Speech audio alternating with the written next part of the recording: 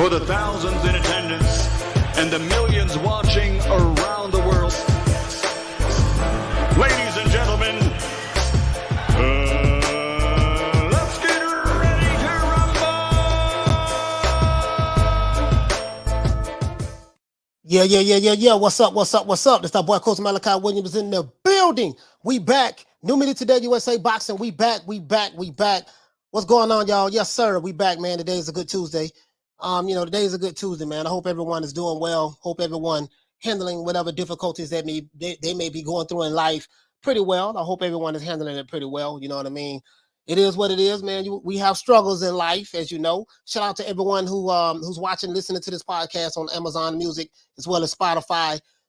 Thinking about doing some other things, man. I'm really excited about the upcoming year, the things that we're going to be doing with the channel. You know, we're gonna take this channel to a whole nother level. I have a lot of things I'm working on. I really understand this. I really understand marketing very well. Spent thousands of dollars. I have all kind of books, man, from Sam Ovens to Russell Brunson to Dan Locke to Billie Jean to just you name them, I have it. You name them, I have it. And then me coming from the background of a copywriter, not copywriting like you copyright a book, W-R-I, not W-R-I-T-I-N-G, not that, but a copywriter, like someone, copyright, I said it right the first time, W-R-I, I'm talking about a copywriter, not copyrights like you have the copyrights of a book spelled with the R-I-G-H-T-S, not that.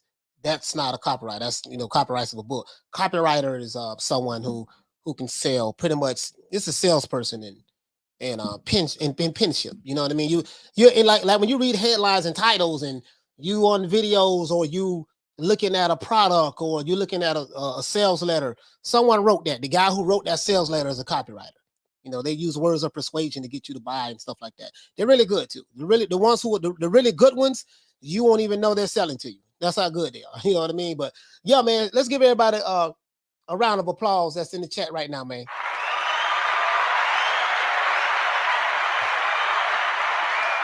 We got a lot of things going on, man. For sure, man. A lot of things going on, man. 2022, we're going to hit this bitch with a bang. We're not going to play. Now, I'm not going to lighten up. I'm going to tighten up. You see what I'm saying? I'm not going to lighten up. I'm going to tighten up. I promise you that. You know what I mean? I'm not, I don't know no other way. You see what I'm saying? I don't know no other way. You know what I mean? So we're going to make it do what it do. We're going to get it in. I think we're going to have some good fights next year. Some fights that we think are going to happen may not happen. But it is what it is. We remember us as fans, we have the power in our hands. You see what I'm saying? We can choose to buy what we want to buy. We can choose to buy it or choose to stream it. However it goes down. I don't give a damn who the promotional company is, whether it's Top Rank, whether it's PBC, whether it's Matchroom. Well, Matchroom fights on DAZN, so we ain't got to worry about that. Any platform that uses the pay-per-view model, if your ass ain't giving us what we want, you ain't going to get what you want. And that's our money. We going to steal it. Period. That's how we going to support you. That's how we going to support your company and your fighter. We going to steal it. You don't give us the fights we want. If you're going to cherry pick and give us an A-class fighter versus a tomato can, guess what? We stealing it. Just letting you know. We boycotting that shit. It's a boycott. I don't give a damn about a promoter. If your ass ain't giving us what we want, the hell with you. Fuck you. I don't care who you is, how long you been in the game, how much money you got. Don't make me know, never mind. I don't know you. I'm not benefiting from your money any goddamn way. So I really don't give a damn about you. To be honest with you. We don't do no dick riding over here for no promoters. No PBC, no Top Rank, no Matchroom, no Queensberry. We don't no fighters. We don't do that over here. You see what I'm saying? We don't do that over here. Because that's not what the sport is all about. You know what I mean? We don't do that over here. So it is what it is, man. I'm just letting it be known, just reaffirming my position. Going into 2022, I would not lighten up. I'm going to tighten up. We're going to get some bomb interviews. We want to get some good fighters. We want to deal with some solid, good people. So no nonsense people who are about, bringing us the good fights, about growing the sport, about giving the fans what they want. If you're not about giving us good fights, growing the sport, or giving the fans what we want, guess what? We can't fuck with you.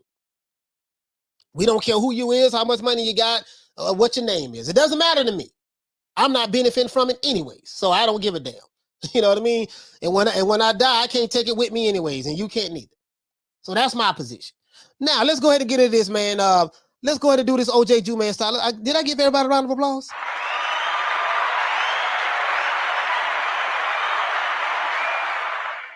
And let's get into this. Let's talk about, man, Adrien Broner, man, the Can Man, 8B, about billions. You know, I miss the Can Man, bro. I miss Adrien Broner, dog. Like, it's two dudes I missed in the game, Adrien Broner and Keith Thurman. They used to talk so much shit. You know, they brought a lot of eyeballs to the sport, and then Keith went off on a 2.5-year hiatus, so I ain't fucking with him no more. You know what I mean? I don't care if he's from my city. I ain't fucking with Keith Thurman no more. I don't see one thing about me. I'm not like these other dudes. Well, you know, this fighter, he's from my city. I gotta rock with him. No. I'm old school, dog. I'm old school.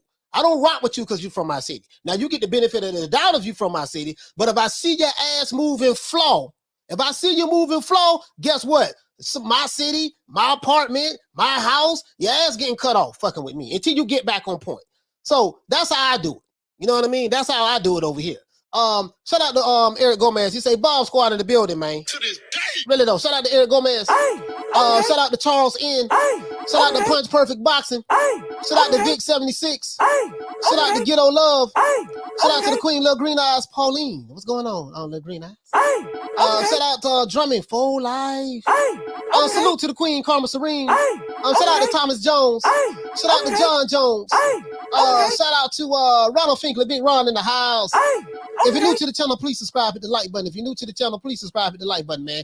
Hit the like button for the old boy, man. Do that for the old boy. Let's see. Shout out to Matan 509. Shout out to my brother Charlo. What's going on, fam? Punch Perfect Boxing in the building. Let's see. Paul Evans, salute to you, my brother, and salute to Ava as well. Shout out to Smile Back If You're Ugly. Salute to my brother Charlo once again. Let's see. Shout out to who else we have in the building, man. Let's see. You know, I don't like repeating the same names. Mahogany Brown. What's going on, man? Let's see. He say, love the show yesterday. You add the best content to your show. I don't I guess foresee. I guess F with other channels. Rocking with the best. There's nothing wrong with rocking. There's nothing wrong with rolling with the other channels. There's nothing wrong with that. You know what I mean? There's some good channels out there, man, that have some good content. You know what I mean? You just have to find. You're just gonna have to find what's good for you. You're gonna find what's good for you, what you like, what's your taste, and stuff like that. My content is not for everybody. I'm not gonna lie. You know, you get a little heated over here sometimes. I don't disrespect nobody, but I hate fanboys. You know, I have people come at me on the low every now and then, and you know, I'm fighting a narrative online. So you know, I'm a straight shooter. I'm gonna call it the way I see it.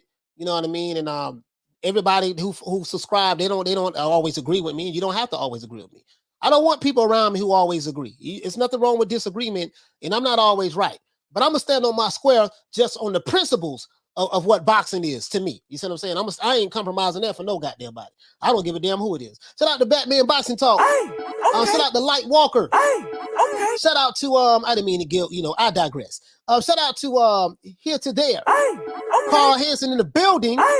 AV Sounds with the lick read. Let's see what's happening, man. Let's see. DC Nardo, what the lick read, baby? Let's see, man. What else we got? Tron C in the house. Danny Phantasmos. Phantasmos. What's it? Phantasmos. Danny Phantasmos. What's going on, fam? John Doe. What up, Doe? John Doe? You know what I mean? What is this? Shuck member. What the lick read?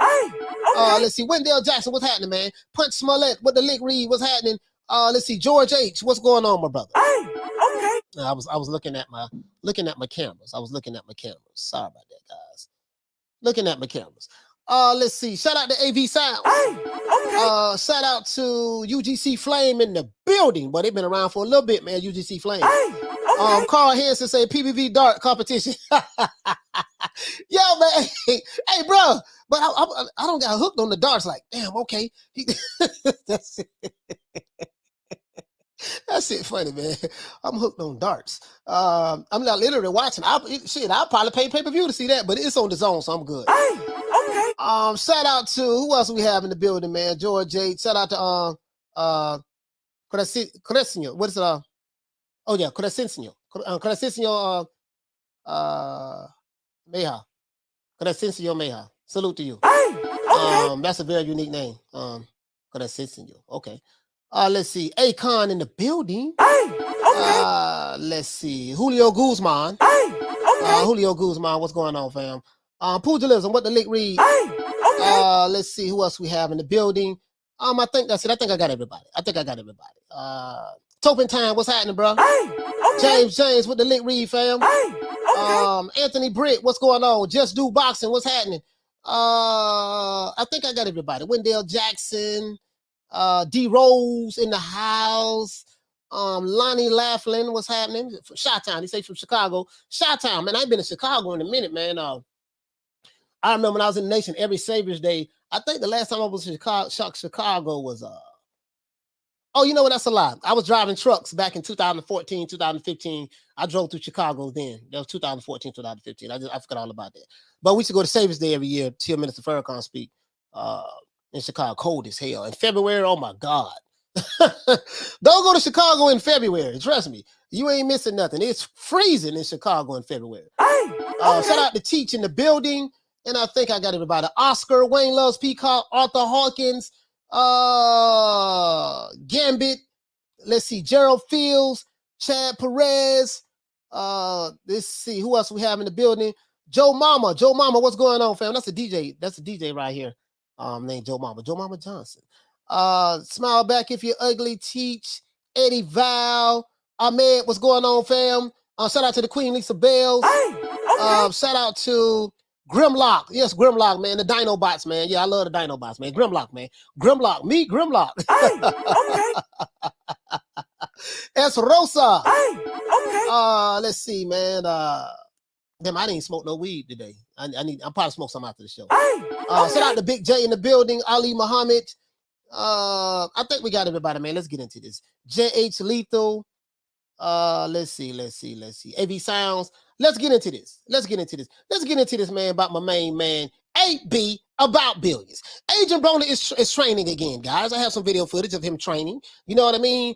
And the question we have is, will he fight Conor Benn? Because we do know that when Conor Benn fought, knocked out Chris Algeri, he called out several names. He said he wanted to fight, Amir Khan. He said he wanted to fight Kell Brook. Of course, he's younger, stronger.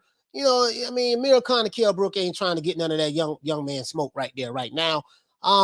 He's not calling out Boost Ennis or Virgil Ortiz. I noticed that. He's not calling those guys out, but he's calling out. I know what Eddie Hearn is doing. He's building up his resume, and he called out Adrien Broner. Adrien Broner hasn't fought since January. He had a fight January, and a fight that I thought he lost. But he lost to a guy, in my opinion, to a guy that I never heard of. But the scorecards, the judges, they went Adrien Broner's way, and we know how that works. We know how that works. When you're the A side and they go to the scorecards, and if it's a close fight, you're going to get that fight every time, the A side, because the promoters who promote the event, they pay the judges, they pay the referee, they pay for the whole event. So the A side guy is going to hey, listen, man, make sure that we paying you now. Make sure that if it's a close fight, make sure it go where it's supposed to go at. This is honest. This is the truth. This is how this shit works. This is how this shit works in boxing. This is how it works in boxing, dog. I'm just being honest with you. Shout out to Julio Guzman for dropping that quarter of a bam dub on your boy. Hey, Leroy. Super chat received. Playtime's over, boy. He says, Julio says, hoping you and all of those boxing supporters had a wonderful weekend. Yeah, man, it was it is what it is, man. It is what it is, man. We, it was I hope everybody had a good weekend too. You know what I mean? To be honest with you. Now, Adrien Broner is back, as I said before, guys, training again as he so desperately needs a fight for 2022. He was supposed to have multiple fights this year. Remember, we spoke with Rick Glazier, and he talked about that. Adrien Broner was promised multiple fights, and he sent a lot of tweets out saying that I told you guys to keep me busy. I need to fight. He got to stay busy in order to stay out of trouble and all of that stuff there, and so he can make him some money. A fighter makes money by how? They makes money by fighting. You see what I'm saying? So he's with the PBC. He had a good situation over there with the PBC. So what we're hearing, what I've heard, but Al Haymon, he paid these guys a stipend from the money that they get paid. So basically how it works is this. Let's say Adrien Broner get paid $4 million for a fight. You know what I mean? Instead of Al paying them the entire $4 million, which will put them in the 40% tax bracket with the IRS. And if you owe child support and all these other things, then of course your child support payments are going to be based on what you're grossing, what you're bringing in every year. So if he had a fight for $4 million, you know, if he got 7 kids, I don't know how many baby mamas he got, but let's say he got 7 kids, 7 baby mamas, 7 different baby mamas, right? Those baby mamas can take him to court and say, hey, judge, check this out. This $10,000 a month that I was getting child support ain't enough. I want to get some more money. This guy just got paid $4 million for a fight. We need that 10,000 to go up to 20,000. You see what I'm saying? So what they do is what we've learned is they pretty much, hey, I'm gonna give you what we're gonna do, baby boy. We're gonna give you this milli right here, this meal guarantee. That's what they're gonna see. So you're gonna get taxed on the meal guarantee. You're gonna pay your team or whoever you need to pay. I'm gonna get my cut on the manager. The manager's going to get his cut on what the entire purse is, right? So if it's $4 million, they'll take $3 million and roll it into something. I don't know if it's a Roth or Robs or whatever. I don't know what the hell they rolled it in, but they roll it into something else. And then they give him, they get kind of like allowances and weekly payments every week on the rest of that money. Because if they would have got it all at one time, it would have been, a lot of money getting taxed. So, and if child support and stuff like that. So that's what we learned. Remember we had Rick Glazer on, and it makes sense. It makes sense. So when you look at it that way, I think that, and when you're dealing with fighters like a Adrien Broner, like a Charlos, or whatever the case may be, guys who who get in trouble, guys who blow money, guys who like to splurge, they like to trick, they like to ball, they like to live outside their means. You need someone that's going to save you from yourself. You see what I'm saying? So that's what's been going on with AB. But AB need a fight bad, right? Now, several reports have came out about how dissatisfied Adrien Broner was with Al Haymon not getting AB fights, not getting him the fights that he wanted. And also AB said he wanted all his money. I do have the receipts on that. He said he wanted all his money. He's tired of getting paid on an allowance. You know what I mean? He wanted all his money. AB said, I got to get me. You see what I'm saying? He said that he's tired of Al Haymon paying him $1,000 a day. You know what I mean? He need more money than that. You know what I mean? Yada, yada, yada, yada, yada. Now, if you're someone like me and you, $1,000 a day ain't bad. You're talking about, what is that? $1,000 a day, 7 days a week. That's about what? $360,000 a year, if I'm not mistaken. Let me see if my math serves me correctly. Hold on, guys. Let me make sure. $1,000 a week, $1,000 times 52 weeks in a year. Let's see. $1,000 a day. Sorry about that, guys. Not $1,000 a week, $1,000 a day. $1,000 a day. 365. Yeah, that's $365,000 a year. $1,000 a day, not a week. Sorry about that, guys. $1,000 a day, not a week. And he wants so $1,000 a day, that's $365,000 a year from your money. So it's not like, it's his money that he has that they put up for him so he don't fuck it up, but he's getting a percentage of that every day. And apparently he may be blowing through the money. $1,000, he got to go to the mall, he got the ball. That ain't enough money for a young dude who like to spend money. That money probably burning a hole in his pocket. So that's what it is, right? So he wanted to get more fights, understandably so. Now it seems that as it relate to AB, now it seems that AB will have to go across the pond, not the street, but the pond, in order to fight the ever so dangerous Conor Benn. Conor Benn wants to fight him, right? Eddie Hearn has the money. Everyone knows. We have several people come on this show and say Eddie Hearn pays. Eddie Hearn pays Devin Haney pretty good. He pays a lot of his fighters pretty well. They're making good money with Eddie Hearn over there. Contrary to the race hustling belief that Eddie Hearn is the blue-eyed devil, he's evil, he's robbing black fighters. And then when you say, give me an example of a black fighter he robbed, they can't tell you. They can't even show you in the receipts. But Eddie Hearn has the curse of being born white with these race hustlers, because he was born white with these race hustlers. Everyone white is evil and the devil, and I know how it is. I understand because I used to be where they was at years ago as well. So that's the only sin, but that's the only crime. And guess what? You can't help who your parents is going to be. Everyone who's born in this world today, you had no choice on who your parents is going to be. You didn't get a chance to say, before I come into this world, let me pick and see who I want my parents to be. It doesn't work that way. You have no control over what race or nationality that you're going to be born in, what country you're going to be born in. We don't know that.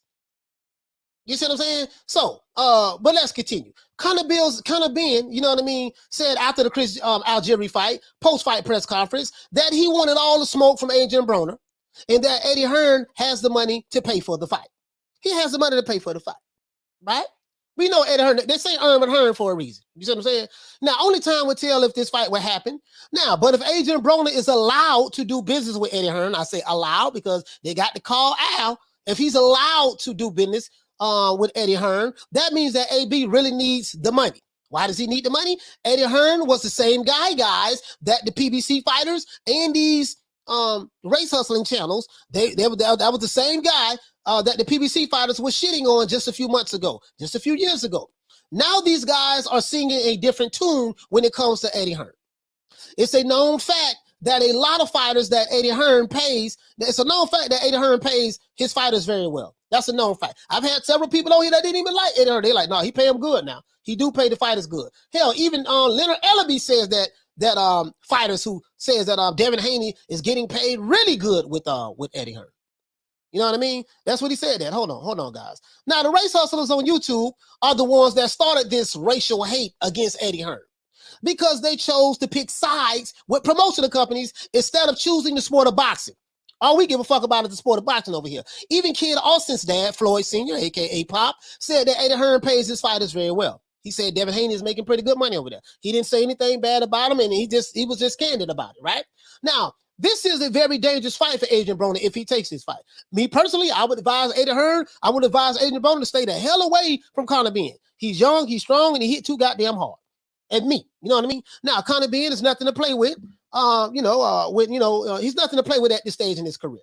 If Adrien Broner takes this fight, then that tells me that the PBC has nothing to offer AB anymore at this stage in his career.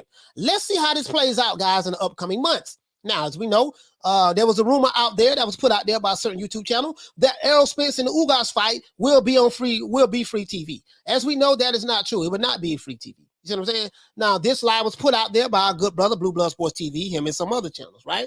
He came back and retracted it and said he apologized. He was wrong a couple of days later. That was not true. This is what happens when you try to be first in spreading the news instead of being right.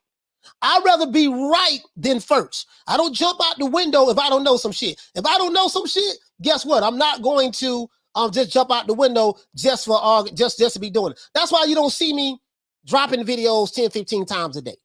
You know what I mean? Because I'm not going to oversaturate the market. Everything ain't news. I'm not knocking what nobody else does, but everything is not news. Oh shit, oh my gosh, what's the name? Was jogging down the street and he tied his shoes and he almost got in the fight with this guy. You know what I mean? Like this shit becoming like the TMZ now. You see what I'm saying? Shout out to Carl Hansen for dropping that $7.99. Bam, super chat on your boy. Hey, Leroy. Super chat received. Playtime's over, boy. He says, hey, Coach, can AB play darts? I have no idea. I have no idea. Yeah, I have no idea, man. I have no idea. Wayne Love Peacock, he says, Coach, bless everyone in the chat. Yeah, man, I appreciate that, fam.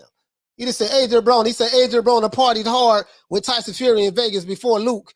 Oh, sorry, Tyson. Called Coke vid. Okay. And Adrien allegedly was admitted to the hospital kidney issues after. I don't know. Hey, Adrien Broner was partying hard. Now he does like to party now. He does like to party. You see what I'm saying? So this is the thing, right? When you AB, you from the street, you the guy that, you get in, you come from the street, you get in trouble and shit like that. I know how it is. Trust me, I know how it is. You know what I mean? But you're a very talented fighter and stuff like that. He's in his 30s now. I think he's going on 33 years old. I think when you reach a certain age, it's time to grow up and evolve, and you have to reevaluate certain things. Jacob Torres says, he said Eddie was blessed for being born into a wealthy family, but he busts his butt as if he was broke. Yeah, man, you know what I mean? Like none of us picked our parents. None of us picked our parents. You see what I'm saying? Joe Mama says Uncle Al has his fighters on the leash. To be honest with you guys, I was knocking that shit at first, right? I was knocking that at first. But then when I think about it, some of those PBC fighters, they are so ignorant and so stupid that they need daddies in their life to keep their ass on the leash. These are grown men that that, you know, if you're new to the channel, please subscribe, hit the like button. If you're new to the channel, please subscribe, hit the like button. So he has to treat these fighters like children. I'm gonna give you an allowance every week, baby boy. I'm gonna give you a stipend, of your own money, of course. Give you an allowance, baby boy, or that back end money. Really ain't back end money, it's really your money. Just what I did. I didn't give you all of your money up front. I gave you a percentage of your money, and then the rest of the money I put it up, and then I'm giving you payments a month. I'm giving you payments every day out of the rest of that money that I owe you that we put up for you. So yeah. You gotta do these dudes like this. You gotta do these dudes like this. These are young ignorant fighters. They're young, ignorant fighters. You gotta protect them from themselves. You gotta protect them from themselves. Let's see. Chris says, Broner isn't going to win. I'm not one of those that believe that he was ever really great. Just sold himself very well. No, he was a good fighter. He was a good fighter now. He's a good fighter. But he was a very talented fighter. But the proof is in the pudding. Every time he had a step-up fight, he got his ass beat. Every time he got a step-up fight, he had his ass beat. And the one time he didn't have a step-up fight, which was he was supposed to be heavily favored against Marcos Maidana, he realized that Marcos Maidana wasn't nothing to fuck with. And he haven't been the same since. So, he's not, you're right. He's not an elite fighter. He has talent, but he's not an elite fighter because he loses. Every time he has a step-up fight, he loses. He said, hi, Coach Chatting family. What the link read? Shout out to Bless. Shout out to the Queen, Bless 365. You know what I mean? Let's see. Carl Hansen says, no, Charlo says he needs to sign with Barry Hearn for the darts. Yeah, for the darts, man. Yeah, man. If you're new to the channel, please subscribe, hit the like button, man.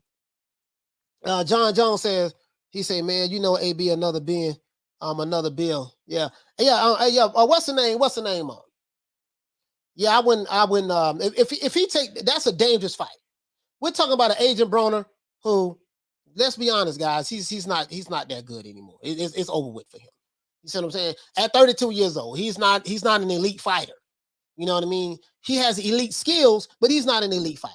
Let's be honest. You know what I mean? So, he lost to Mikey Garcia. He lost to Sean Porter. He lost to Marcos Maidana. He ain't been the same since, and he lost to Manny Pacquiao. So he lost to some great guys, but out of those 4 guys, he at least should have beat Mikey Garcia. And hell, I would even say maybe even to Sean Porter, but Sean Porter pretty much mauled him. Sean Porter mauled him. So, he say Ben won't dare step in the ring with someone around his age like Busa Ortiz. Yeah, he ain't calling them out right now. To be honest with you, none of those young fighters are calling each other out. I don't hear none of them calling each other out. They chasing the other guys. They chasing the other guys. They chasing the older guys. You see what I'm saying? I'm just being honest with you. Ain't none of them fighting no other guys, to be honest with you. True. When I say other guys, I mean fighting each other. None of the young guys are trying to fight each other. Not one of them. You see what I'm saying? Not one of them. They're trying to fight, the Spencers, the Crawfords. I think those are the money fights. That's where the money is at for them.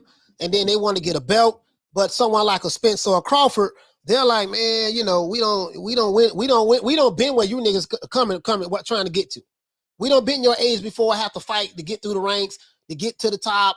And when you're on the level that Spence and Crawford and them are on, you only want to fight the top. You only want to fight each other at this point. It does nothing for you to fight a younger guy. Now, I'm not saying I'm not capping for neither one of them. One thing about me, I don't believe in putting fighters in protective custody. I don't give a damn how old or how young the fighter is. You know what I mean? If you want that smoke, give them that smoke. You know what I mean? But I'm not a matchmaker. If I was a matchmaker, I would probably do something different. I would probably do something different if I wasn't a matchmaker. If I was a matchmaker, I'll probably have a different, a mindset. But I'm not a matchmaker. So me being a fan of the sport of boxing, I want to see all the smoke. I want to see who wants who. You see what I'm saying? So it is what it is. But Eddie Hearn, Hearn, man. If I was AB, I would try to fight somebody else. Stay the hell away from Conor Benn. Right now, bro, just in your career, like you're gonna take a beating. He gonna take a beating. Anyone think otherwise? Nah, I would like to see. I wouldn't mind seeing the press conference with AB. Now, listen, I will pay if Adrien Broner is in a press conference with any fighter. I would rather see Adrien Broner at a press conference talk shit than I would pay to see a top great fighter fighting the tomato can. If you ain't giving me the fight that I want, guess what? You ain't got to worry about me paying for that shit. I'd rather see Adrien Broner and Keith Thurman at a press conference together, talking shit to each other. Oh, I would love that. If you're new to the channel, please subscribe, hit the like button. I would love that. I like shit talkers. You talk shit, boy, I love that. I would love that. Shout out to the Queen Lisa Bell. Hey, You see what I'm saying? So that's how I see it. You know what I mean? I love that. I love that. This dude says, so what he said, he said Tank is the biggest warrior out there. He will fight all comers. He said hashtag psych, bro. Oh man, he says AB was an overweight 135-pounder beating on steps. You know what, man? As soon as he stepped up in weight, as soon as he stepped up, like he jumped out there with Marcos Maidana, bro. I'm like, my nigga, what the fuck were you thinking about? Marcos Maidana is the Tasmanian devil, and then he didn't take into consideration. That I'm looking at something right here, guys. He didn't take into consideration that shit. Marcos Maidana was training with Robert Garcia. If you know anything about Robert Garcia fighters are pressure fighters. And Marcos Maidana, he did well. What did Marcos Maidana do? Marcos Maidana threw 1,000 punches around. He gonna be all over your ass. And then he went from that style to fighting Sean Porter. Sean Porter fight the same way as Maidana. For the most part, he might fight a little rougher. Might fight a little rougher because Sean Porter be headbutting, forearms, knees. You know how Sean Porter do it. Elbows. He coming in head first like a fullback. So boy, that was rough for AB. That was rough for AB. But Mikey Garcia, he should have beat Mikey Garcia. Listen, I'm gonna be honest with you guys, dog. I'm gonna be honest with you. I ain't never been like crazy about Mikey Garcia. I've never been like, oh shit, that's Mikey Garcia. You know what I mean? Like, basic guy, flat-footed. He a good technical fighter, but I was never like a Mikey Garcia fan. I'm just being honest with you, dog. This ain't no shade. I'm not hating on Mikey Garcia. He's a nice guy. You know what I mean? He's a good fighter, but I've never been like, ooh, Mikey Garcia. Like, okay, perfect example. When he said he saw something in Errol Spence and he wanted to move up, he was at 135. He had one fight at 140. And after that one fight, he immediately went up to welterweight talking about he see something in Errol Spence. I was that one guy that say, man, only thing I can see that you see is an ass whooping. Errol Spence is 5'9.5". He got a longer reach. That dude gonna beat the shit out of you. Mike Tyson, Sugar Ray Leonard, all of those guys, man, Mikey Garcia, boy, Mikey probably might beat Errol Spence. Mikey, he's technically sound and he can do this and that. Man, you see what the hell happened, man. That man got the brakes beat off of him for 12 rounds. So I say all that to say this. Adrien Broner should have whooped Mikey Garcia, dog. He should have beat Mikey Garcia. He said AB the first put Porter on his ass. Yeah, he put him on his ass, but he got beat for 12 rounds, though. He put Porter on his ass, but he got beat for 12 rounds. So shit, so he can say, I put you on your ass, yeah, but you got beat for 12 rounds. So, it is what it is. He put him on his ass, but yeah, man, man got beat for 12 rounds. The man got beat for 12 rounds. So that's all. Bro, listen. Bro. But this is another thing, too. They hyped him, AB, they hyped him up too much, man. Like, but I'm gonna tell you why. Hold on. Let's go see the can man. Let's see the can man, bro. Let's see my dog, the can man. Where the can man at, man? Where the can man? Where the can man? I love the can man. It's my dog now. It's my dog. This a dude. This is. They with this bitch ass nigga. This what I like.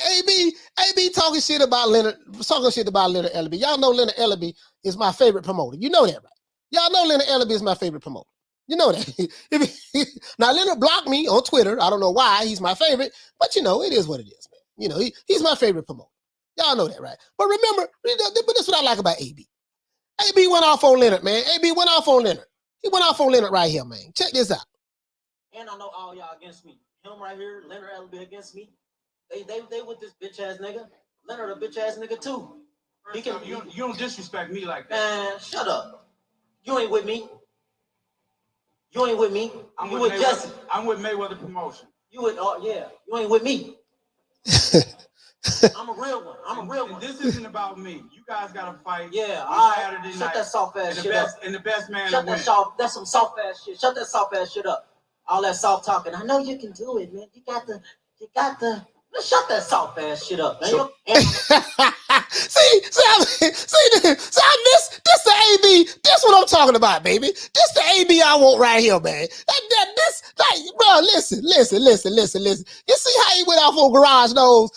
You know, I know you can do it. Remember when Tank Davis had finished fighting Esau Cruz? He won that fight, and then how Floyd Mayweather was talking to him. Tank, you know, I don't care what nobody says, Tank. If nobody likes you in here, if these reporters don't like you, and these people in front of you don't like you, I like you, Tank. I'm proud of you, Tank. I'm proud of you. I'm really all that soft passive, you know, all that passive shit that you would talk to your child about. Oh, you know, it's okay, baby. Daddy gonna hug you, give you some sugar. He was checking Glennon on that. All that soft ass shit. Nobody want to hear that soft ass shit. Hey, shout out to Julio Guzman for dropping that quarter of a bam dub on your boy. Hey, Leroy. Super chat received. Playtime's over, boy. Yeah, man, I'm just saying. He said Broner changed after McDonald fight, like Hector Camacho did after Edwin Rosario. Yeah, put his hands on him. Yeah, man. You know, I'm just saying, AB, I missed that. Like, listen. Brother, I ain't gonna lie, I miss AB though. I miss AB. I miss the kid, man. I miss some dancing, coming to the ring. You remember how they be? Hey, hold on. I got one for you. He said Broner's one of my favorite fighters. Philippines love Broner. Yeah, man. Bro, his showmanship. Here he go, Esau Cruz right here. Hold on, guys. Let me see. Can I find it? This is my Twitter page. Oh, here you go. Here go AB. There go Amy. Here go Amy. Here go Amy cutting up. Here go Amy.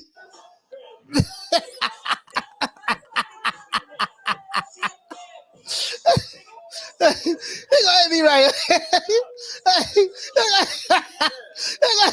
Hey, the can, man. Hey, that's what we need. We need some of that. And we can listen. We need that back in the game right here, man. This is what we need, man. This is what we need right here. We need AB back in the game. AB, they ain't never talking about you on the wrong side of the street. None of that shit. AB like, man, listen, man, he just cutting up. Man. You see AB. Y'all see AB, man. This is what I'm talking about, man. This is what we need right here, man. We need the can man back.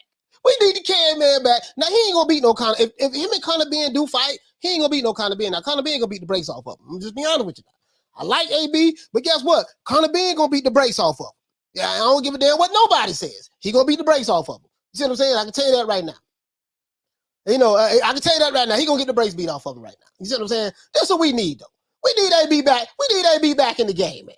We need at least Lisa says his father brushing his waves. I miss those days. Bars. His father brushing his waves. I miss those days. Lisa, man, don't tell it. Oh, hold on. Lisa, I got one for you. Oh, I got one for you. Hold on, Lisa. Hold on. He said Paul and Magellan shouting at AB after the fight. Don't be taking my side. Hey, listen. Hold on. Hey, this AB, man. Listen. Now, Conor Benn, he's a little on the angry side. Conor Benn seems like he always mad and angry. But let's see. Oh, wait a minute. I got to find it. Hold on. I got to find it. Hold on. I'm going to find it right now. Hold on, guys. I got it. I'm going to find it right now. Let's see. Let's do this. Hold on, guys. I'm going to find it right now. We got Adrien Broner right here, man. Listen, I got to go to my history because I was looking at it earlier today. If you're new to the channel, please subscribe, hit the like button. I was looking at my history, man. Hold on, guys. AB. Oh, I think this is it right here. I think I pulled it up. Here you go right here. I missed the can man. You don't know how much you gonna miss somebody until they gone, right? Now, of course, Adrien Broner has not passed away or nothing like that. But I'm just saying he ain't really been fighting. And he had a fight one time this year. And to be honest with you, man, outside of Adrien Broner, like, you need a character like Adrien Broner, Keith Thurman. Keith Thurman been on the shelf. You know, AB ain't, come on, man. We got to get AB back in the game, man. At this point, we know he's not an elite fighter anymore. But I'm just saying, here go AB right here. Remember this? Remember this, guys? Lisa, do you remember this?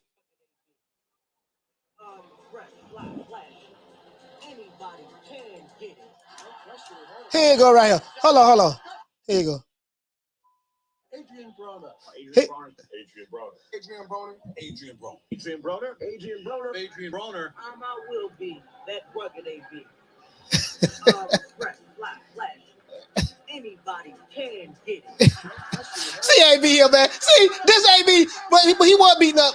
Like, he beating up tomato cans. He ain't really, he ain't really, once again, I do not own the rights to this material. This is for educational purposes only. But let's go here, man. Let's go here. Hold on.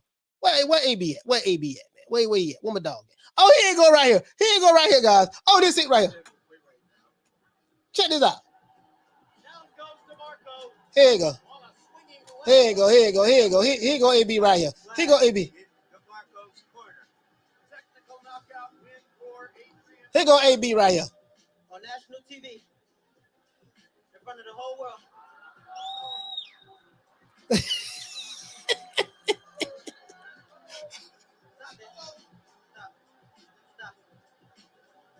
I need quiet for this. I need everybody to be quiet. Let's look on her face. Nicole Gadway, can you brush my hair?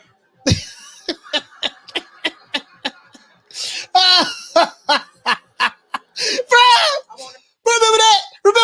I remember that. He got on his knees in front of the girl. Everybody thought he was going to propose to her, ask her for marriage. He asked her, could she brush his hair?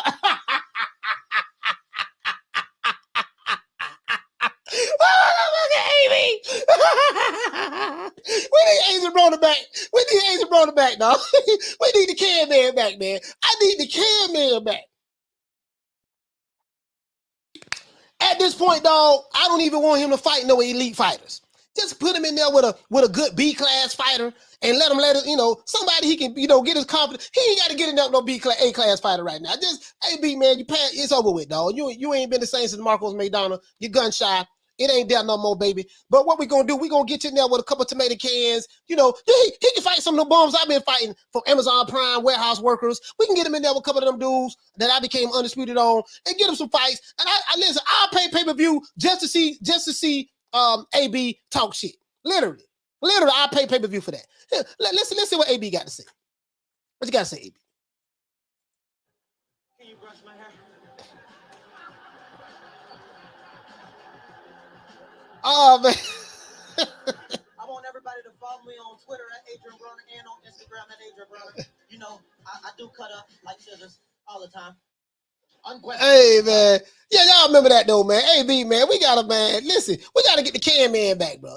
We got to get the can man back, bro. Because that's the only thing I see, man, at the PBC that I can fuck with. Really, like I'm saying from an entertainment standpoint, Adrien Broner, man. Adrien Broner, man. I'm like, bro, come on, man. The can man, bro. The can man. Now, I don't want to see him fight. I ain't gonna lie, dog. I'm gonna be honest with you, dog. Like, I ain't the one to be putting fighters in protective custody, but he ain't gonna beat no goddamn Conor Benn. So, but he need the money. Adrien Broner is struggling. He's shooting better than the broke dick dog right now. He's struggling. Things ain't looking too good. The money funny. He's on an allowance. Because Al Haymon don't want to mess his money up. So now, and he had one fight this year. We don't know when he's going to get another fight. So, hey, man, Erwin Hearn, boy, Eddie Hearn paying over there, boy. He said, on God in them.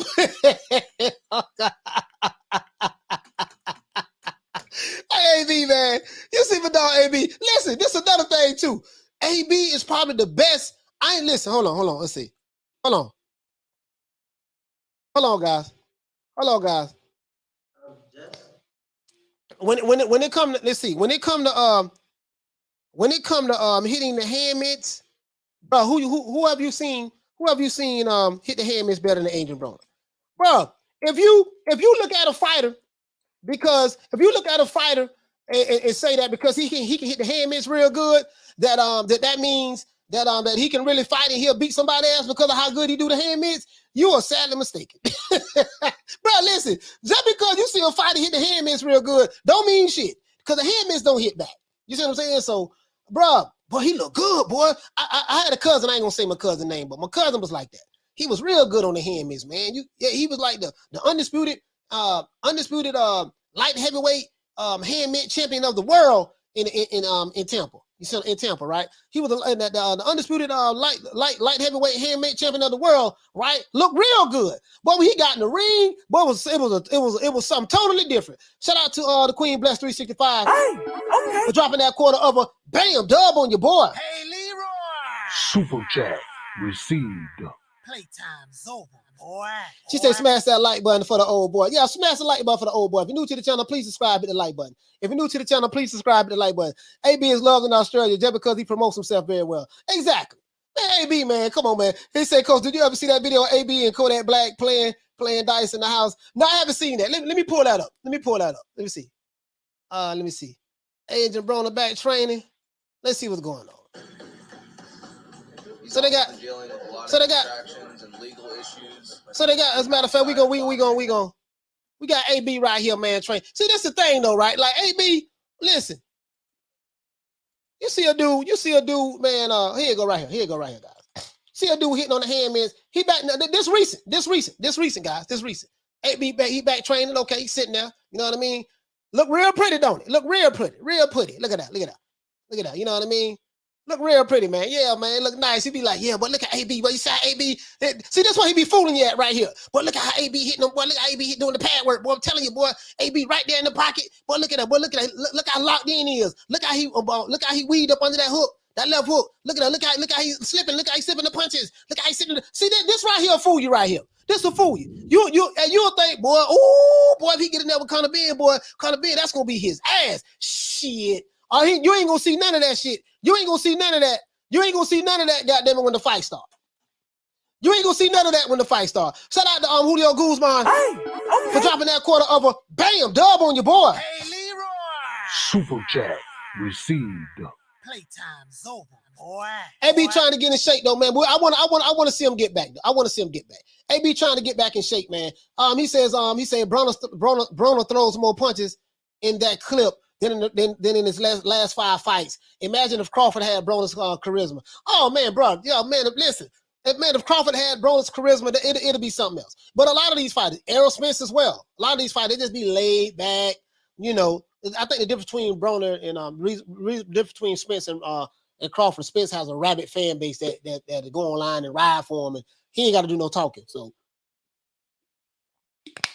But yeah, man, that's what it is, though. You see what I'm saying? So, but AB, man, yeah, the shit look real pretty, man. You'll be like, oh shit, boy, the goddamn boy, look how he hitting them pads. Oh, look how he hitting them pads. And when the fight start, be something totally different. You know, he said AB is the last fighter that had real charisma.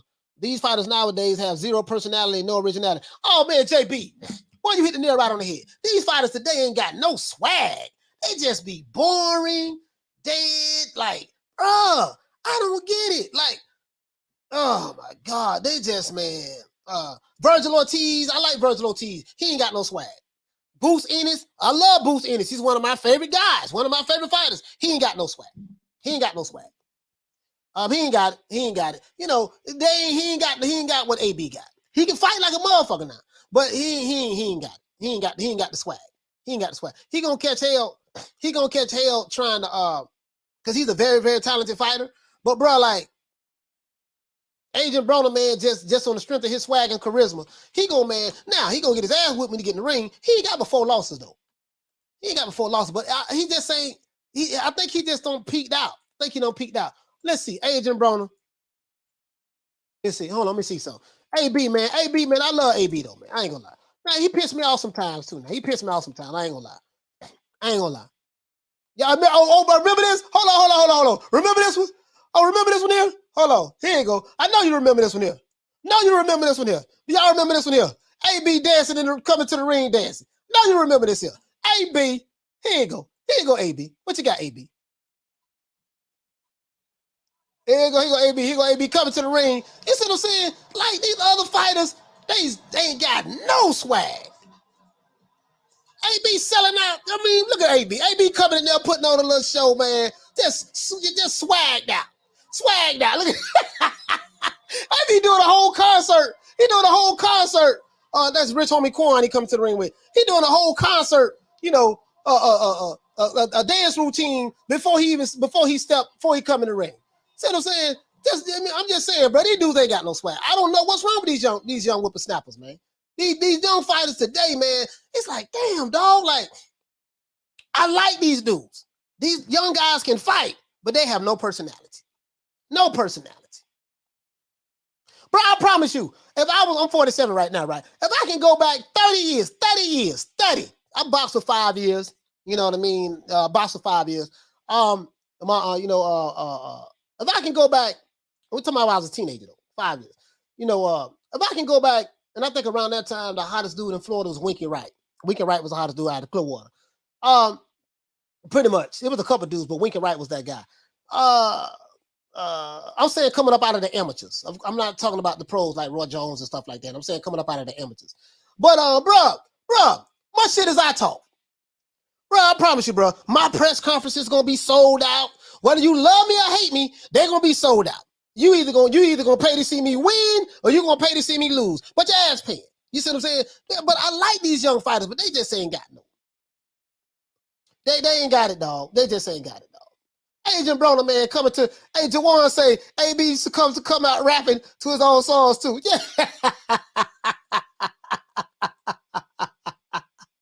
Hey, man, they ain't got no, man. Listen, man. Listen. Bro, listen. Hey, if you're new to the channel, please subscribe, hit the like button. If you're new to the channel, please subscribe, hit the like button for the old boy. Let's get them likes up to 200, man, so I can open up the phone lines. Hey, listen, bro. Listen. Bro, but, hey, bro, I ain't gonna lie, man. I miss AB, dog. Yeah, I miss the can man. I miss the can man, bro. I miss the can man. You know what I mean? The can man, he keep eyeballs on. Now this him leaving. Is him leaving court? This Adrien Broner. Adrien Broner, can we have God. Hey, y'all remember this here too? Y'all remember this? Hold on. Remember AB coming out of court? AB coming out of court, man. a moment of your time, sir? Can we have a moment of your time, please? Hey, listen. Now, this is the dude that's playing Adrien Broner right here, right? But I remember when Adrien Broner came out of court. Adrien Broner came out of court, right?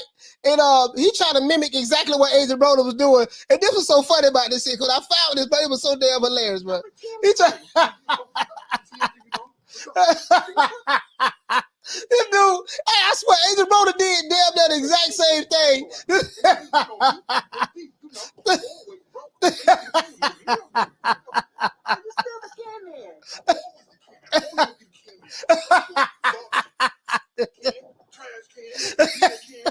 Oh, they try to hate him. They hate him, dog, AB.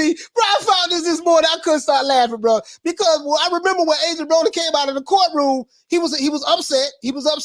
And the reporters was out there trying to talk to him. They were trying to talk to him, right? And Adrien Broner was going off, walking to the vehicle. And this dude trying to mimic exactly what Adrien Broner did, bro. But he making mockery of a dog, man. This is too much.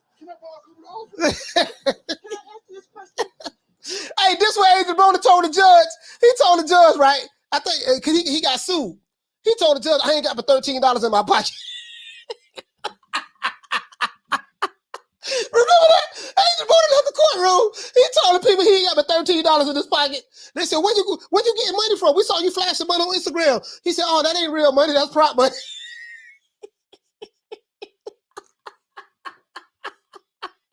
I ain't mad at him, though. I ain't mad at him because I would have told him the same thing. AB said, no, Judge, Your Honor, that ain't real money, bro. he said, bro, neck ain't moving. This shit was hilarious, bro. Bro, this was hilarious, dog. Bro, this had me crying. Some money from asking to 56 and you bought $1 million from him. And you asked your fans to cash out your money. What do you have to offer your fans? Same thing I've been over my fans for years. I'm gonna show you what I thought about Hey, this dude here. This is hilarious. Hey, even play some music now. You do a great job in boxing, but I'm at a different station. He said this week he got to offer his fans. Hey, the dude. Hey, he ain't doing it right though.